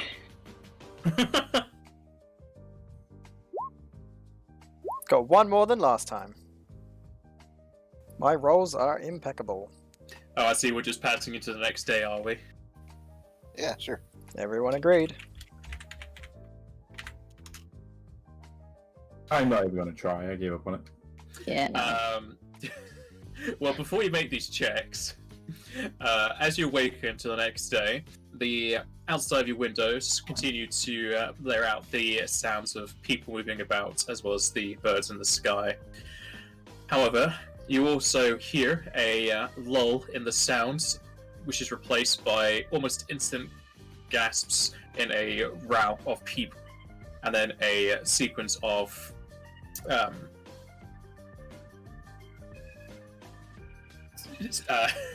soldier-like parading down the streets. Hey, I wonder what that commotion's about, Capo. Let's go check it out. Do I have a window I can look out? Yeah, can we look out the window? Are we facing the correct way? So, Joseph, you're asking if the sound you can hear outside your window would allow you to look outside a window that might be here. Mockme kind of like pop up and be like, well, some of us can't always reach a window, Capo. I'll pick Mogme up and throw against the window. Against the window. Him. Thank you, Capo.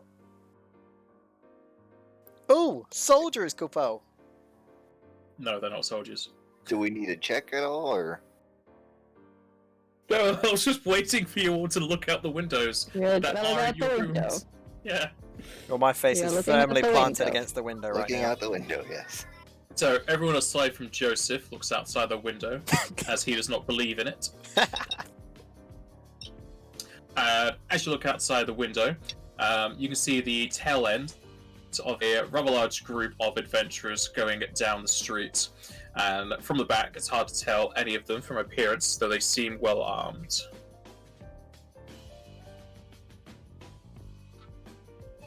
Should we follow them? Why not? Yeah, maybe go check that out. Maybe they're here for the Yeah. tourney, Capo. Let's follow them.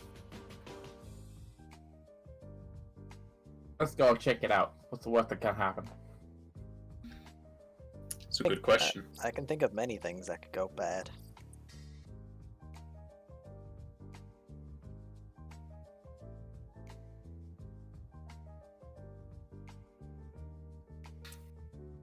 Alright, you all leave the inn.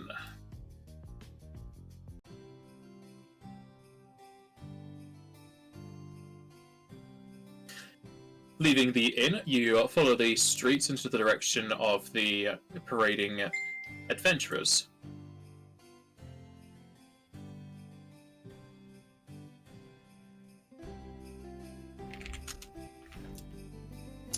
And you can all make perception checks.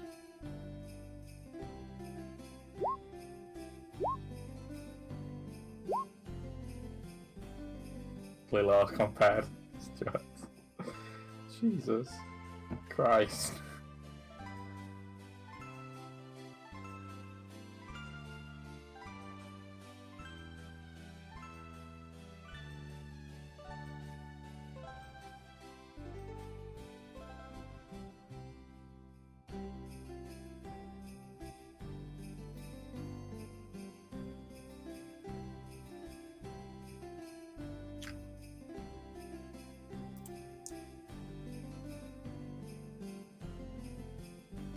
Okay, since you're all much better with your eyes than you are your mouths, you're able to, except for Kumunch, able to discern some more minute details. As you approach the group, you'll be able to count 8 underlings, as it were, as they follow a man draped in barbed robes. The group stops outside a rather large caravan of 3 carriages, each bringing along with them a large cage. From a distance, you can all see the cages contain within them several monsters. However, everyone aside from Kumunch can tell that most of the monsters within the cages are of the outsider variety. A few bombs that you're very well acquainted with, as well as some other type. Some of the cages also contain elementals, but it does not seem the group are interested in them. The man at the front shifts over some pouches towards the master of the caravan, and as it does so, you can notice the man to be a Zame cloth. As the guild exchanges hands, the master of the caravan hands over a key, at which point the underlings move to the cages At which point, Azame will shoot something inside of the cage, killing the creatures from within. After he does so, he spends a few seconds incanting a spell, at which point the corpses raise back up again, their flesh falling off to reveal bones underneath. Unlocking the cages, he lets out the skeletal creatures as they follow every command. You can count a total of 6 skeletal beasts he has created from the cages. And it seems like it was a worthwhile trade, as they all seem to be very happy with what they've acquired. Several other onlookers are surrounding you, as it would be weird if you were just staring at this all alone. And some of them do whisper amongst themselves. At which point you could all make other perception checks. Mogman cannot roll higher than double digits at the moment. Here we go. There's also all the ones coming through. I take it you mean single digit, Jack. Because you said you can't roll above double digit, which you can't on the D20, I mean because there's higher only than 2 single digits. digits. English is a hard language. I know, right? We have a word called there, but it has 5 different spellings and 5 different meanings. Yep. And why are read and read do different things? Mm-hmm. Identical in writing.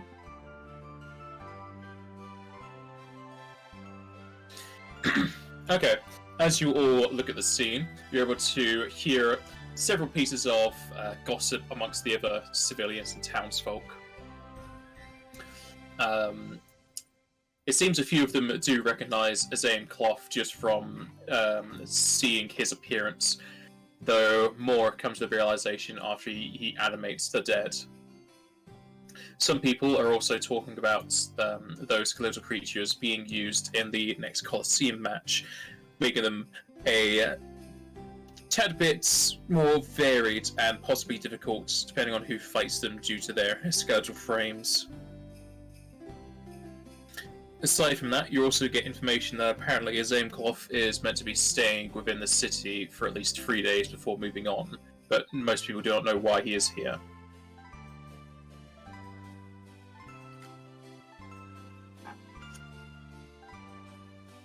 It's not really good to approach him right now, so at least we know he is here. Hey, good Bob.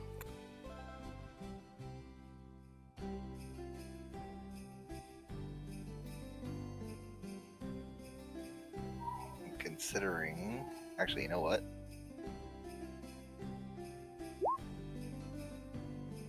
Probably not, but maybe.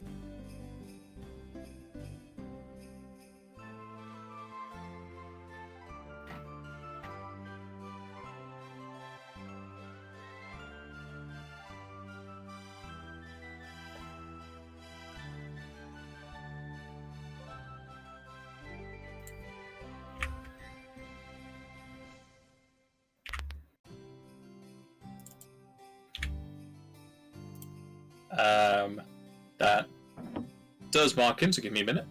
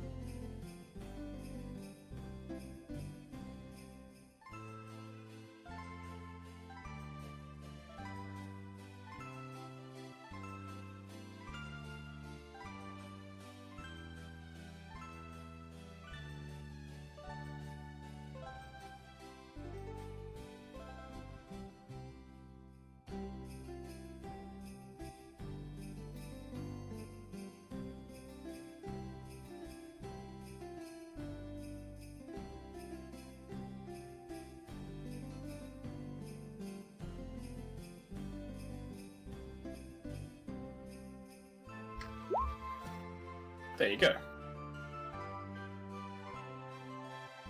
Dang.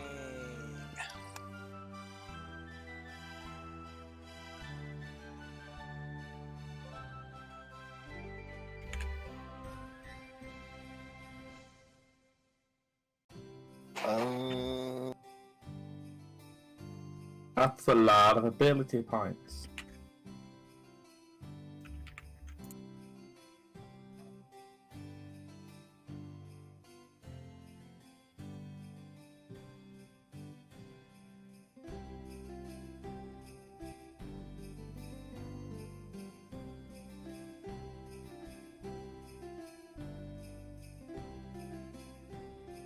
So what do we do now, Kupo? Colosseum's all we can do. So we're just wasting another day here, going back to the inn?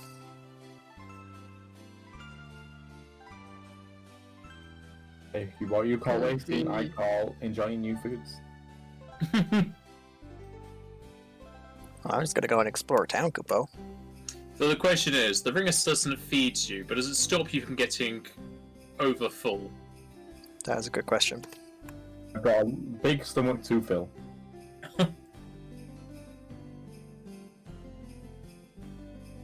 Just questioning if you would ever get a bloated feeling or heartburn.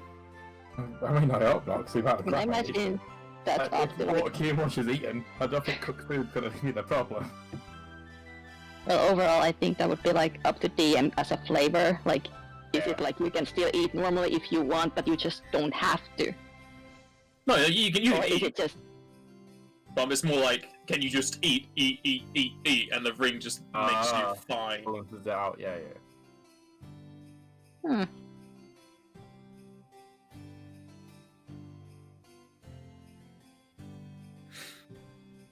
So what are you guys doing for the rest of the day? Going to find a restaurant who doesn't all you can eat buffet. I'm pretty sure they would bar coos from it. That's just rude. That's racist. That is racist. Racist. It's racist, but it keeps them in business. Oh, pay. Should Lot I of money. follow him back to where he's staying? Right. We can't. You could try.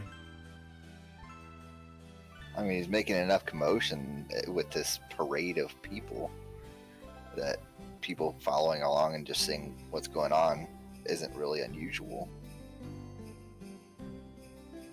Mogme would kind of You're stick okay with doing- Joseph.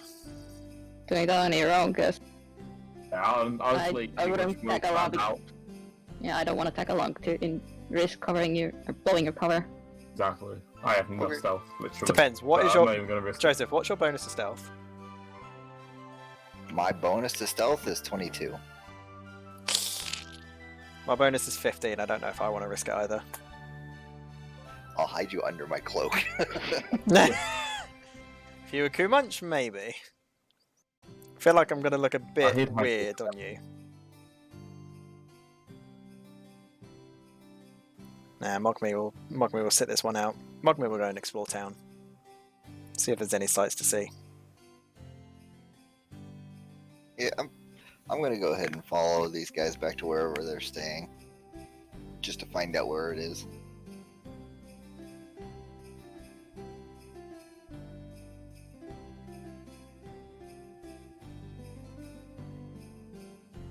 I would like to maybe check out if the Colosseum has like a training ground kind of place.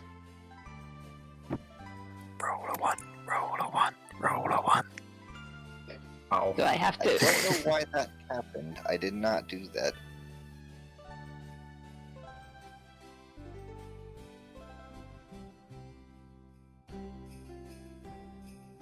Do I gather info for that or something? What, to find some training grounds? Yeah. You don't need to roll game information. You can get that pretty easily.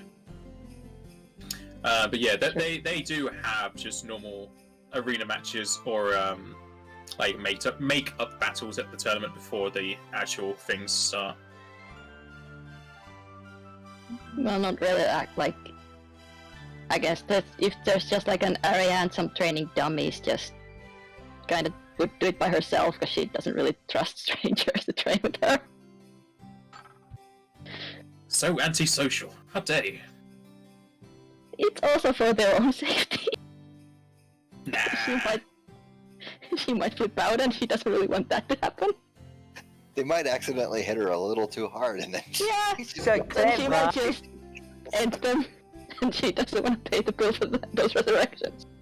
I like you go straight to I don't want to pay the resurrection, not oh they'll be dead and they won't get revived. Well,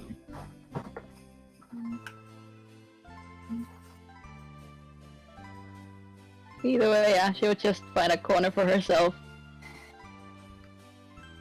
Need some training dummies. You can find a local dojo to go train at.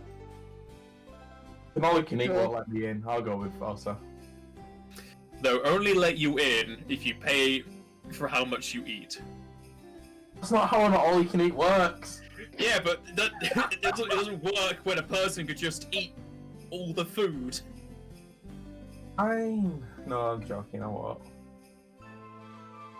Also, You can go with Osa if you promise not to eat the training dummies. might as well just like I'll go anywhere then. If you really want, you can lick the floors and eat the dust. Ironically, in the Primal Mage old one, it literally says you can just eat dirt.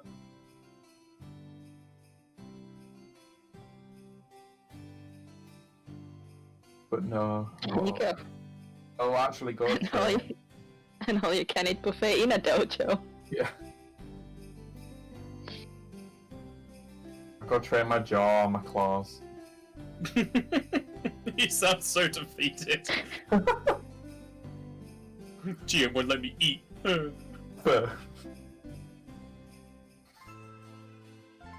Alright, so Osa and Kumach go to train and wallow in the sadness that they're not allowed to eat in time. What's Mogmi doing? Mogmi's exploring town. See if there's anything substantial to visit. Any famous landmarks or anything. You're not going to be doing any more gather information then, I take it. She will try. He will try. Go on then. Have her roll the dice.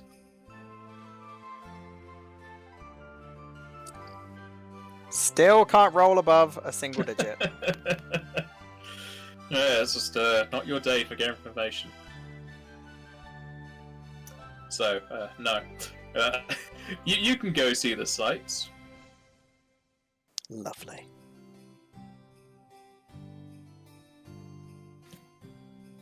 Depending on where you wish to go, there are several guilds here, if you want to go look at their architecture or talk with the guildies.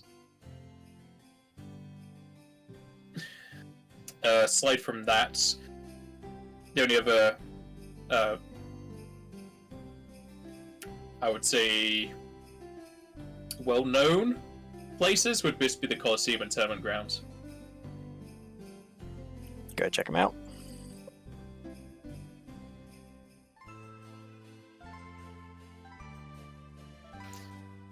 And I take it Joseph is trying to sell, even though he marked up the road. Say that again.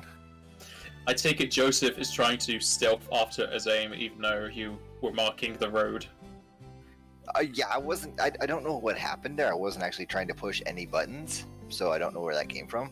But I could try to stealth. She's right here. I could try to stealth after.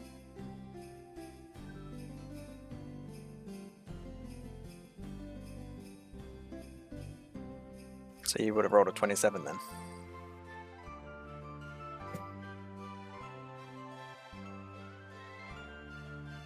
Take the 27. I honestly didn't roll that on in any way, shape, or form for anything. That wasn't I wasn't trying to do anything when that happened. I don't know why it popped up, so I figured I'd be honest and roll. Fair enough. So how are you tailing Azame?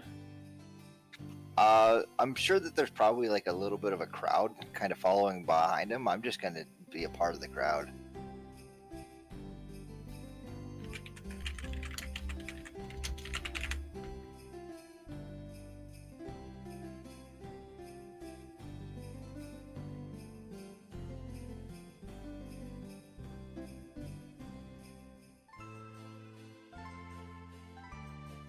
Yeah, as well as well, I was thinking this was more like move through the cloud, like the assassins do.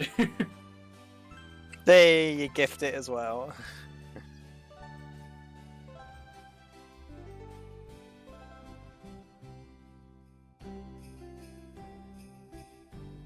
If I can find this guy's perception.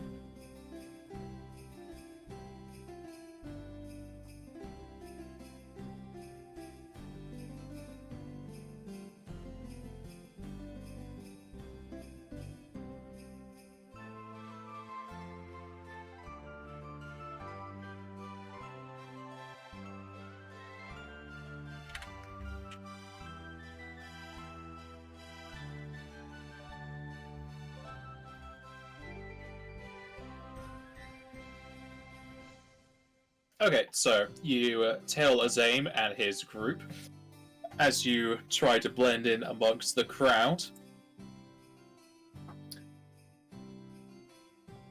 And he will pretty much do what they do in Assassin's Creed. He'll notice you and then you'll turn around.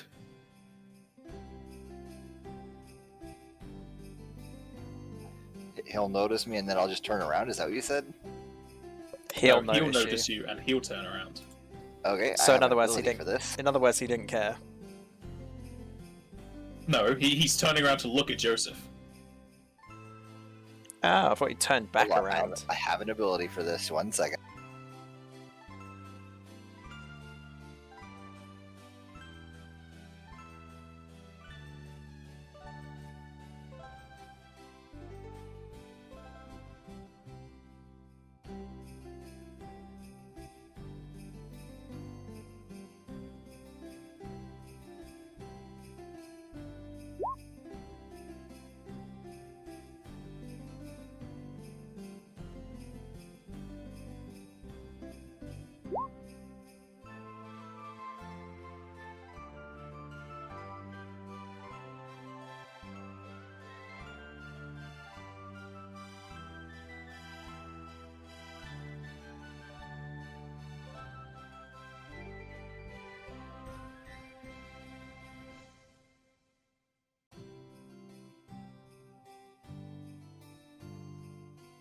Don't know if that would work or not. He might actually be able to straight up see me, so.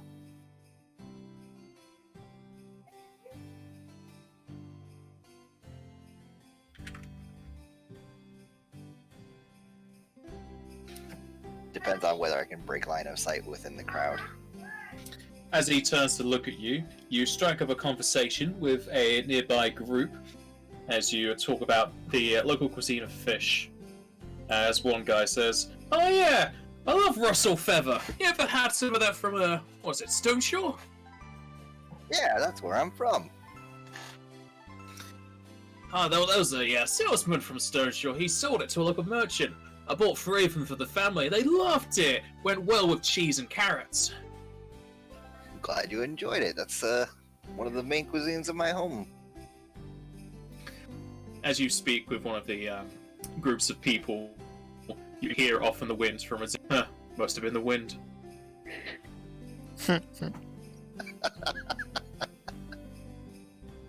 Keep going then. As Aim's group turns back and continues off.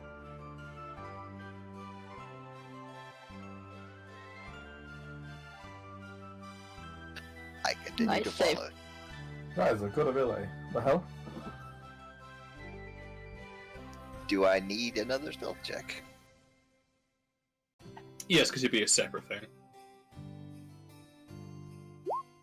Though you can only use your distraction once. Yes, I know. He rolled a lot higher, so. Yep.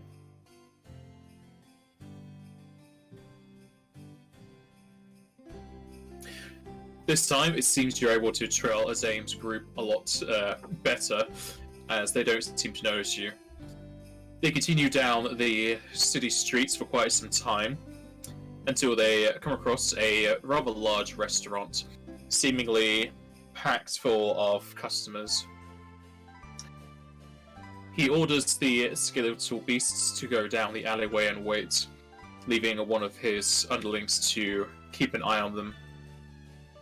He then tells his the rest of the underlings that they have the rest of the day for each themselves, and he enters into the restaurant. I'll just make a note of the name and location of the place that he's staying, and then I'll head back to our place.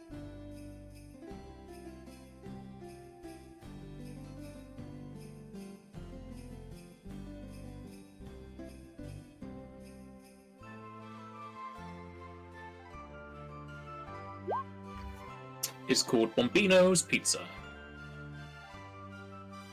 Actually, you know what? I'm gonna take a slice of pizza to go. No, you know what? I'll buy a whole pizza and I'll share some. I'm sure Q-Munch is gonna want some. So you could give him the whole pizza, yeah? After I take enough slices for myself and Osa and Mogmi out of there, he can eat the whole box. Yes, the whole fifth of the box is left. I mean, I'm sure that I just wanted to try it. We don't really need to eat, so just, you know, it's a treat. We each just get a slice, and then he gets the quarter or the half of pizza that's left. Alright, you get a pizza to go for free kill.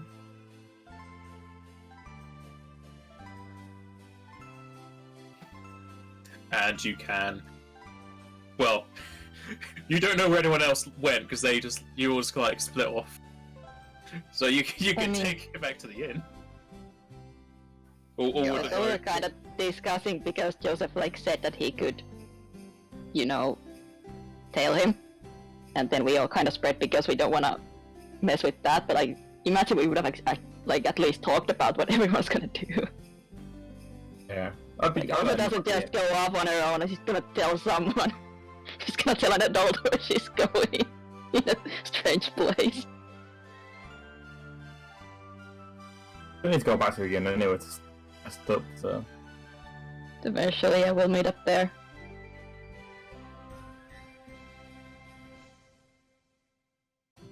I'm just saying it wasn't a secret that she would go find somewhere to train. You never know, you could be Vegeta. Also, ain't that brooding.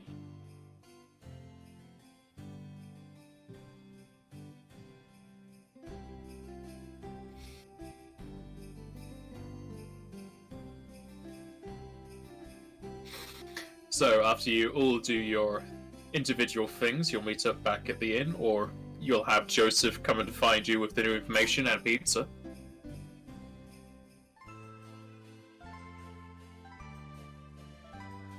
How is the pizza? Spicy. Nom nom.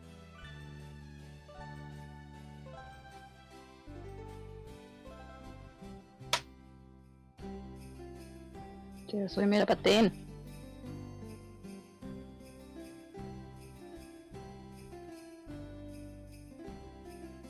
You managed to find out where we like to eat.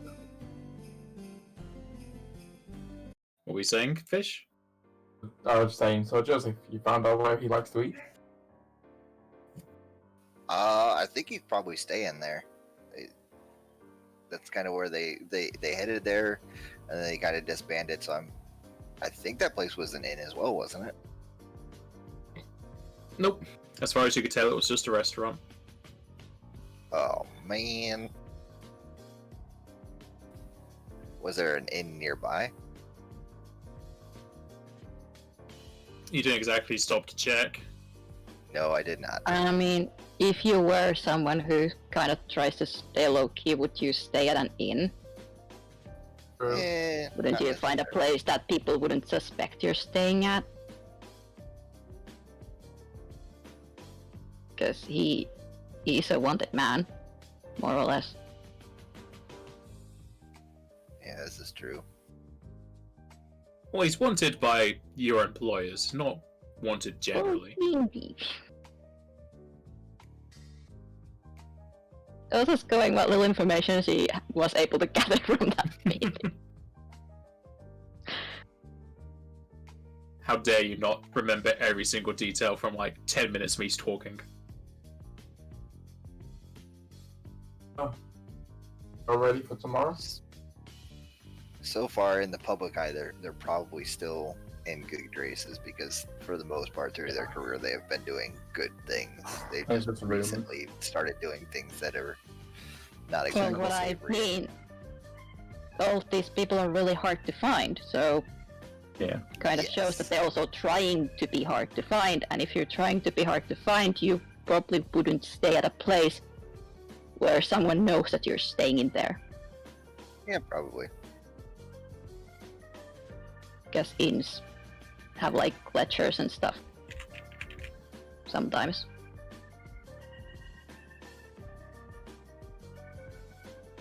Right? Yes. Right. Yeah. People wag their tongues.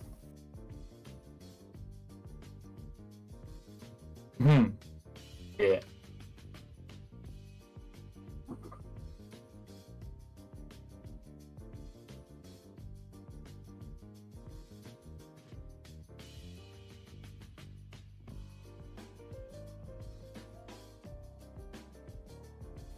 We all ready for tomorrow? Yeah. What else we can do to be ready? So sleep and then go. Can we, like, do we remember the creatures we saw and maybe try to, like, talk about them and, like, if those were creatures meant for the tournament? So bombs and elementals. I don't think elementals can turn into skeletons, can they? They didn't use the elementals. They're just skeletal bombs, which is kind of ironic. Did we know what type of bomb element they were? Probably roll a knowledge on them now they're undead and stuff.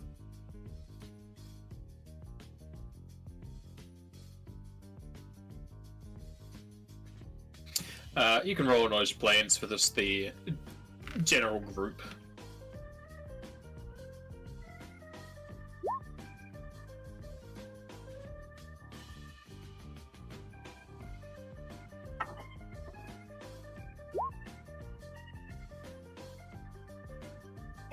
Well, I might have actually helped.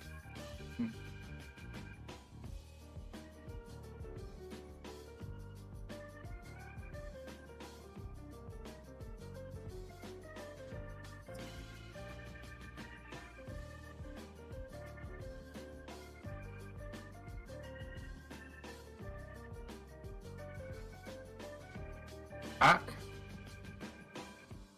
I have clicked it, it's just not doing anything. Let me try clicking it again. Oh, there you go. Ah, both 29s, it's fine. Exactly the same amount. That's fine. I'm not rolling doubles, are you? No, you did. Roll 12s.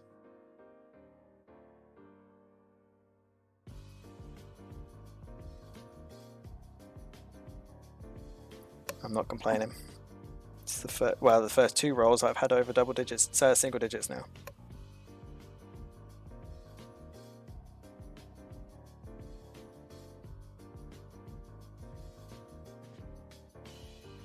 Where's the GM gone?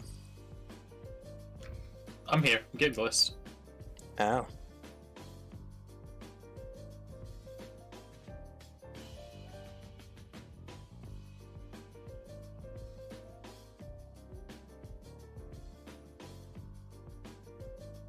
Unless you want to hear me tippity tap all the time.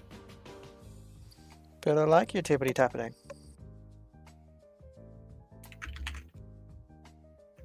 Much better.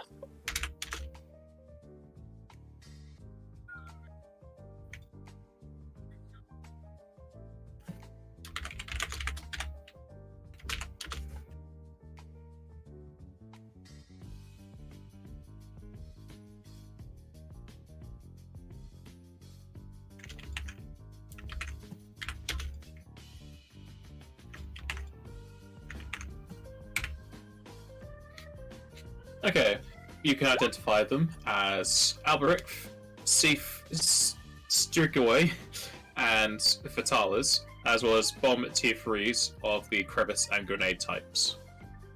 Crevice is stone or earth, and then grenade is fire.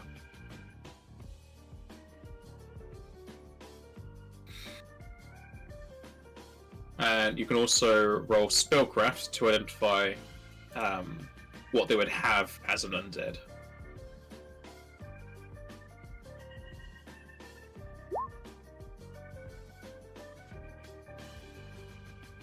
I'm rolling better.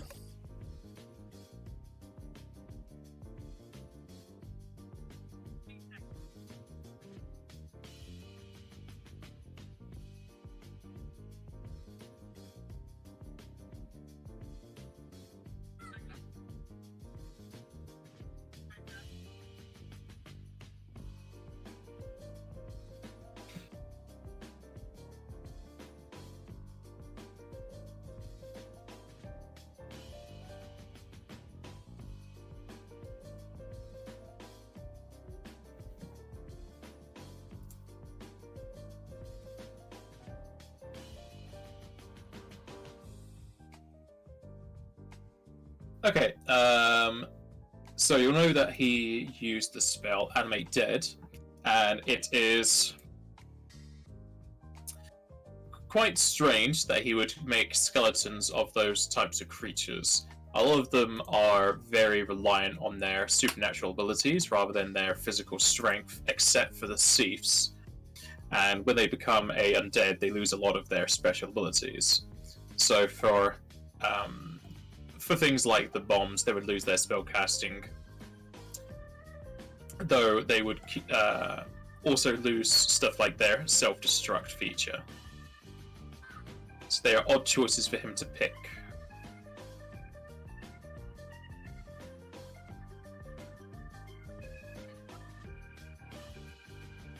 Strange.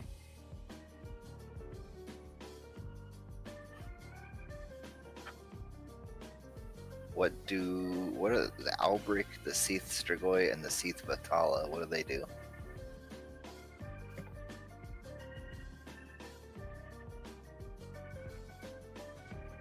I'm pretty sure you fought an Albric. Oh. Let's see if it's in my list.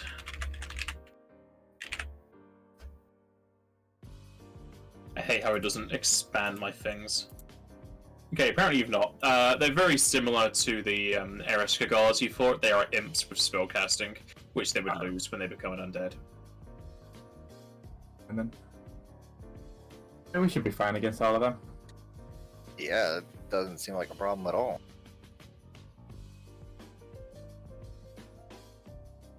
And they can be crit, and they can also be sneak attacked, right? Yeah. Skull a skeleton, you can sneak attack it. Yes. Right, so to the Colosseum after the Dead Fest.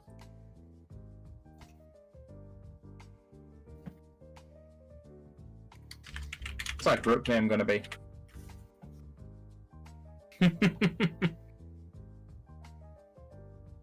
Anybody?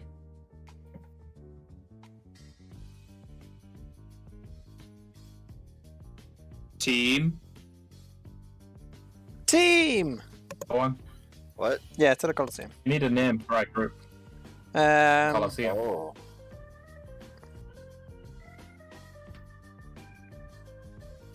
G, come up with a name. You came up with the last one. You're the most creative one of us.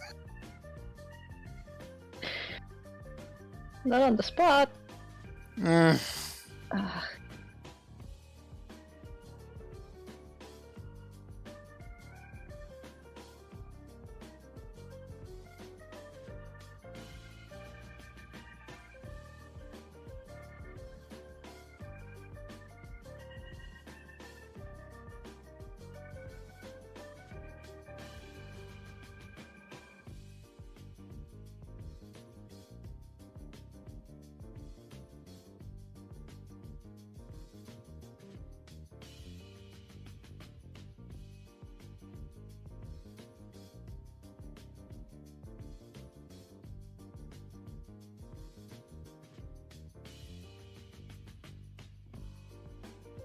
You all stare at the table as you all think of a group name. But yeah, Yeah, basically. in between us. I found it. She's found it. Whatever she suggests, I agree. There we go. That'll do. Yeah, that'll do. I just went to a fantasy name generator. It comes out perfectly. I agree with that. I was hoping for something like that to pop up. So when they see a name like that, they won't suspect us to do Option well. And B, we carry. just because it sounds funny.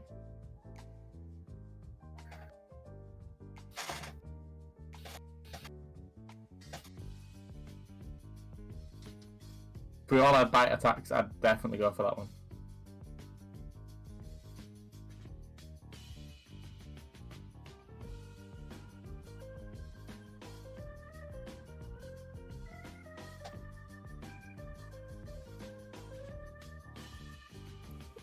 I say we go with the hopeless ones and head over to the Colosseum. These are all way too specific. Hopeless ones at this. Sums up the group so quickly. When it comes to decision making, we're all hopeless. Good enough for government work.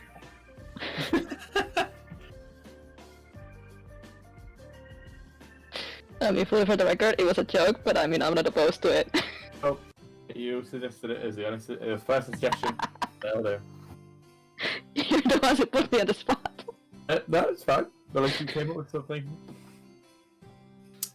The first one's the best one, Also, right? like, in theory, we can also say that it's like our undercover name, and we can just come up with something better later. But what's gonna happen? We're just gonna keep that and never change it. Because that's how names work.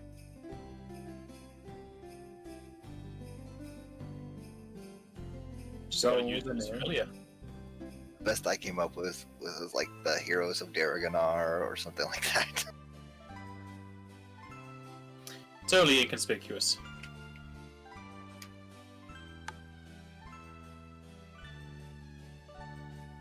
So we have to sign up to the Colosseum?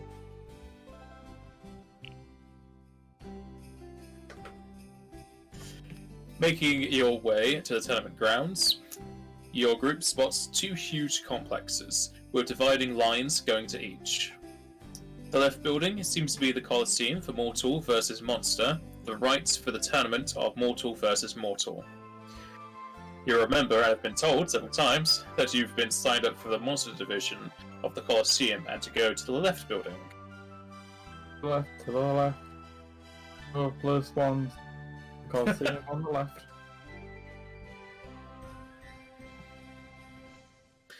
Heading into that building, you will find sandstone beneath your feet and the echoing sound of sabatons against it as plenty of adventurers shift around the foyer. From hardened fighters full with plate mail to the Magi in their dazzling robes, there's quite a varied selection of adventurer here willing to fight monsters. Whilst you're pretty sure you would have seen a lot more people in the tournament grounds due to it being a lesser danger, as a person is a lot more predictable than a monster, and they can also do non-lethal, there are still a sizable amount of adventurers here, seemingly in groups of 2 to 6. A large row of counters can be seen at the far ends, seemingly where some new people are signing up their groups. The counters.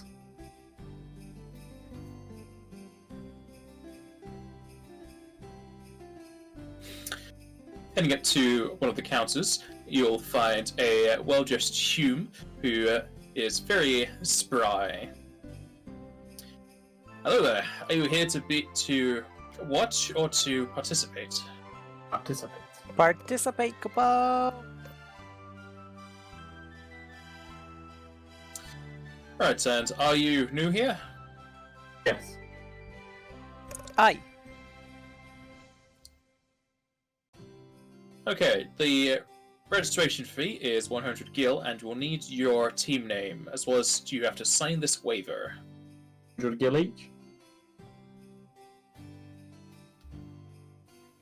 How much each? I'm sorry. 100 gil each off for the pie. It's 100 gil for the pie. Right, 25 pie, each. Oh, he does the whole thing. I'll just pay it off. But Do you bother reading the waiver? Yeah, just quickly. But I'm sure Yes, I will read if it. you die, that's your problem. Essentially, yeah, it's basically, it says if you die in the Colosseum, it's your own fault, as well as to follow the rules, and it outlines the rules.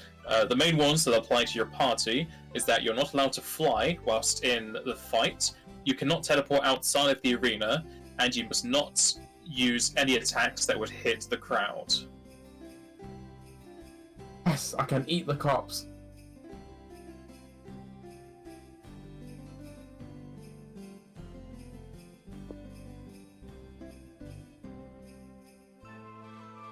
It sounds good to me.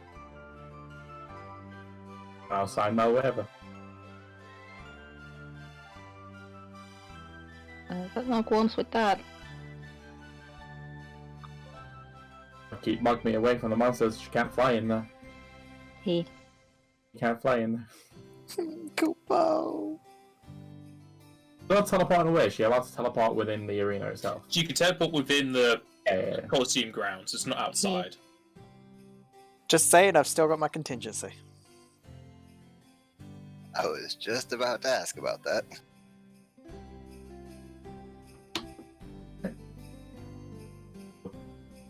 And are we allowed to fight?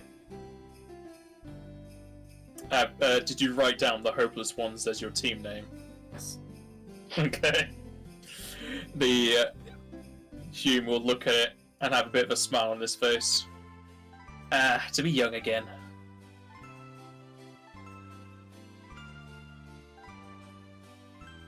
Well, if you're all ready to fight, there should be an opening in about 10 minutes for your preliminary round to see where you would be placed. That's good. Sounds good. Before we go in, I'll be casting Greater Magic Fang on myself. Does it last for hours? The Hume will give you directions to the waiting room and will tell you that you just need to wait for your name to be called. We shall wait for our name to be called. Look around and then, like, where your adventure is around. It's waste time. Ooh, it's a very small arena, so AoE spells got to be careful with. Kupo. Heading to the waiting rooms or overlooking from the crowd, you can see into the sandstone Colosseum that you'll be fighting within. Just as noted by Kumunch, it definitely feels claustrophobic to those that like to use AoE spells or increase their size.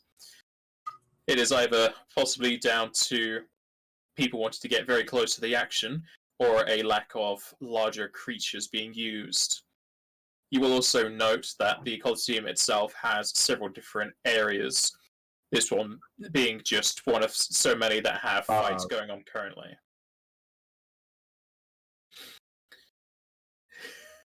And as you wait your group name to be called, what spells and stuff are you setting up? The only setup one I have is... Actually, wait, how long does this one last?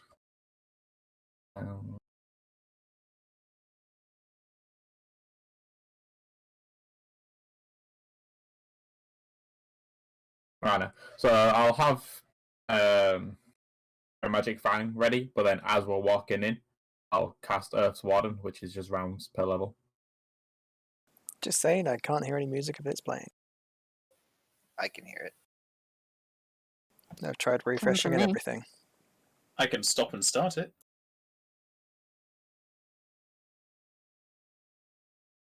Can you hear it now? Hang on, it's loading.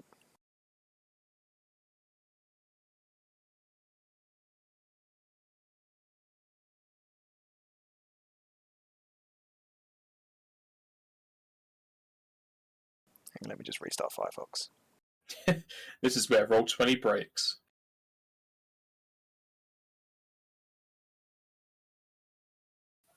Do we want to use any of the What ones do we have?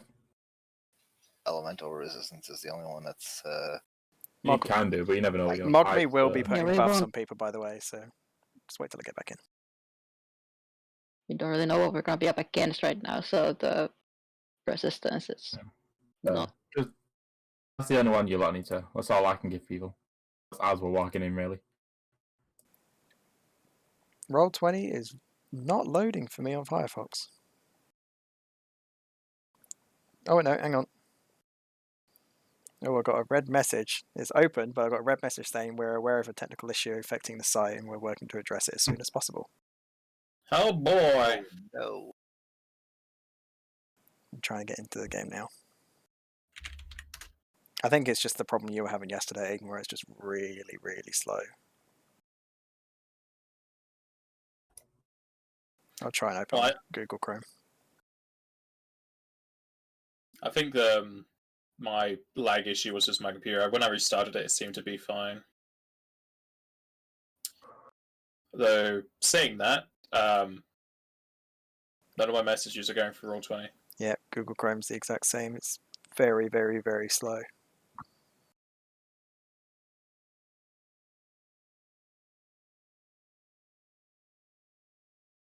Well then, you know character sheets. Those things that kind of need to do things. They don't even load. They're all blank. Roll20 issue. As far as I can tell, I'm still good. Yeah, I'm working, but I think it's because it's already open. Yeah, I was gonna say it's probably because it's open. I guarantee if you refreshed, it wouldn't work. Well, I just opened up the character sheet for the monster. And Oh, hang on. all I have is an image. Hang on. Might be working. Give it a minute.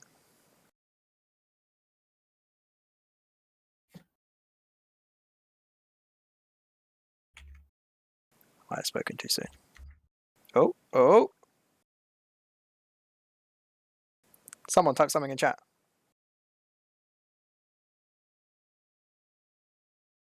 Okay, we seem to be open, but I still don't have music. Hang on, let me try and open up a character sheet.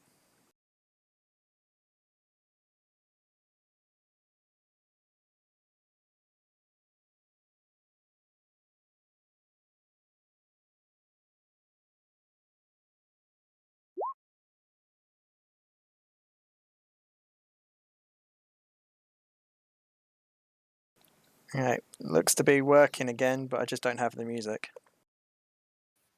Hypello repeating weapon, $0, NPC macro text. Yeah, that. Now you see my issue.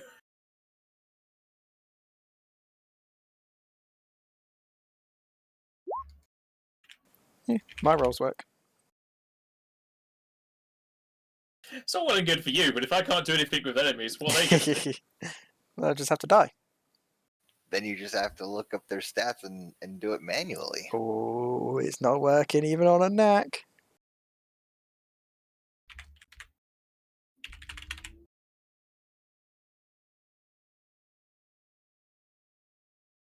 Look at you guys with all your macros that work.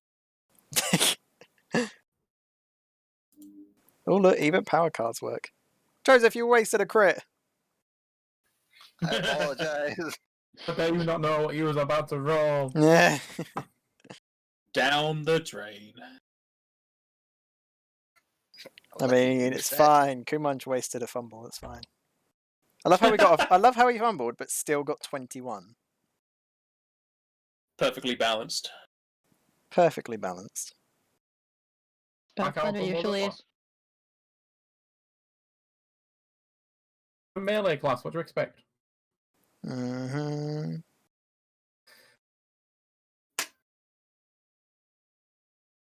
Have high strength as well.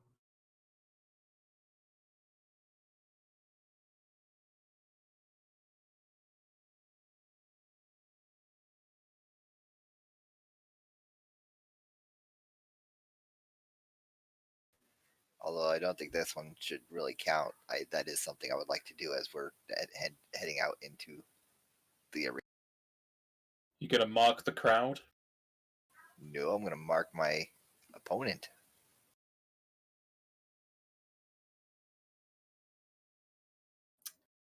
Anyway, while this is happening, I can get my buffs up. So I've got something bad. Do you have the same thing that I had? I've got a 503 service unavailable. That's even worse.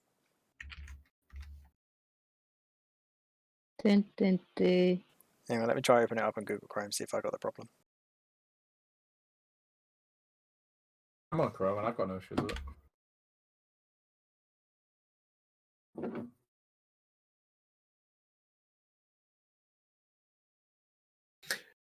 Also has the Twitter below that. They talked about an issue 22 minutes ago, so it's weird that it just affected me now.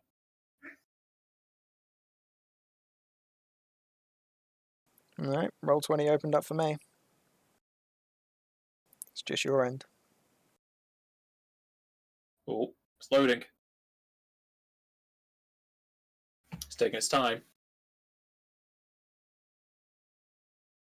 Can we kick everybody else off of Roll20 so it'll work for us? If you have the power to do so, go ahead. Just don't tell anyone you did it.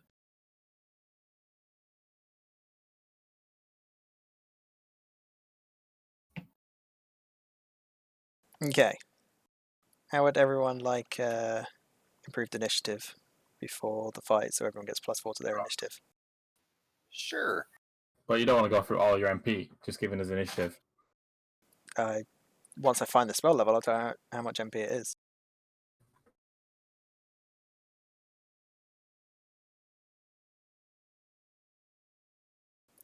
Take that back, you get a +5 initiative bonus, and it only cost me 1 MP. Oh boy. 1 MP each, isn't it? So. Yep, so 4 MP. Sure.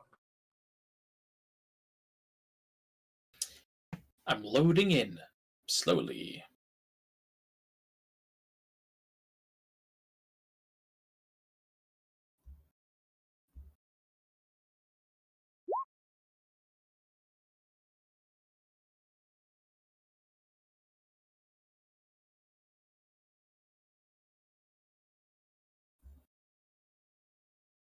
Dun, dun, dun, dun, dun, dun, dun, dun.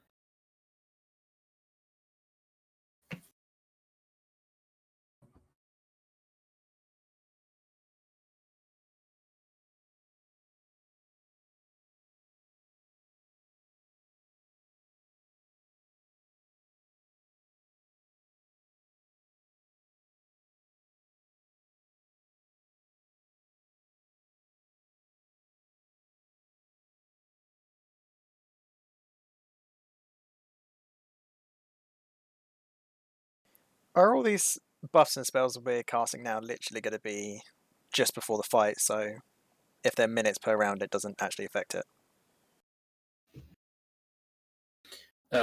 You know you're only waiting 10 minutes. Our name gets called anyway, so when our name gets called, that's when you can do some of them. So I can do it just before our name gets called. Minutes ones you can do as we'll go in the waiting room. The rounds do as we're walking after our name gets called. Okay.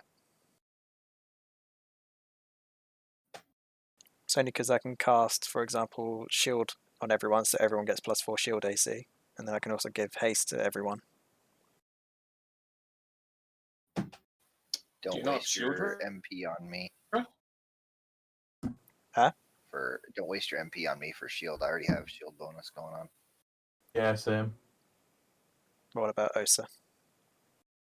I don't, but my AC is negligible Yeah, anyway. again, there's no point. Nothing's It's missing just also without rolling a 1. disappear as soon as we go in.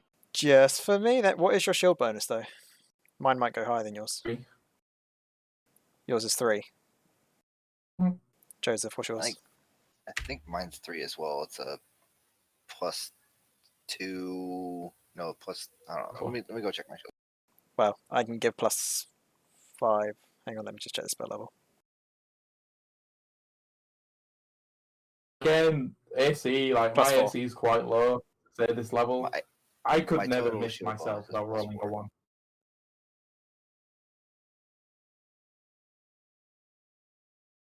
The enhancement bonus on a shield counts as shield bonus, right? Yeah.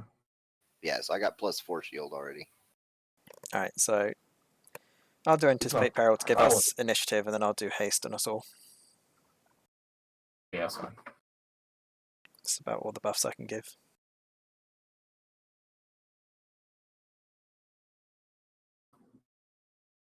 And then literally just before we go in, I'll cast Time Spell Surge on myself. And that'll be me done. Obviously, once our GM gets back in. It's still loading.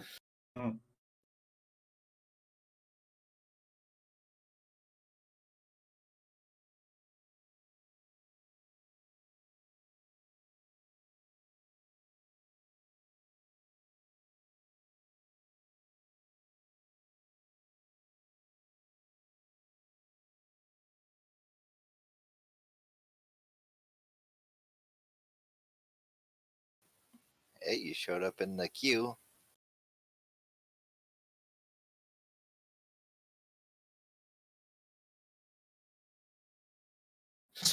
I can see you drawing on the map in Twitch.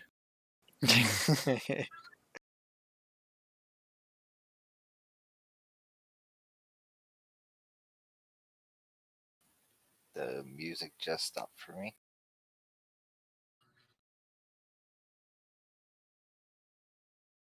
Yeah, same. This is where you all get kicked off this time, and it's just me whenever it loads.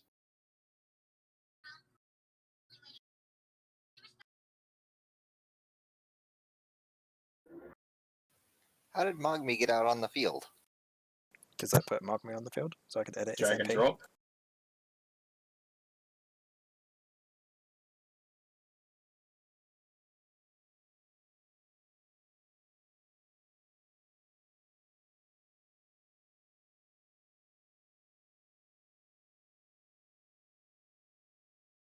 I just have an eternal rotating line.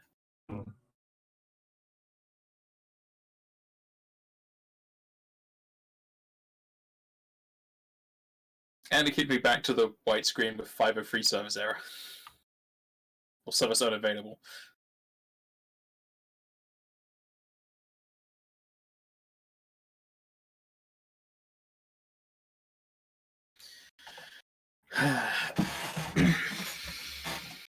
Roll 20 doing its bits.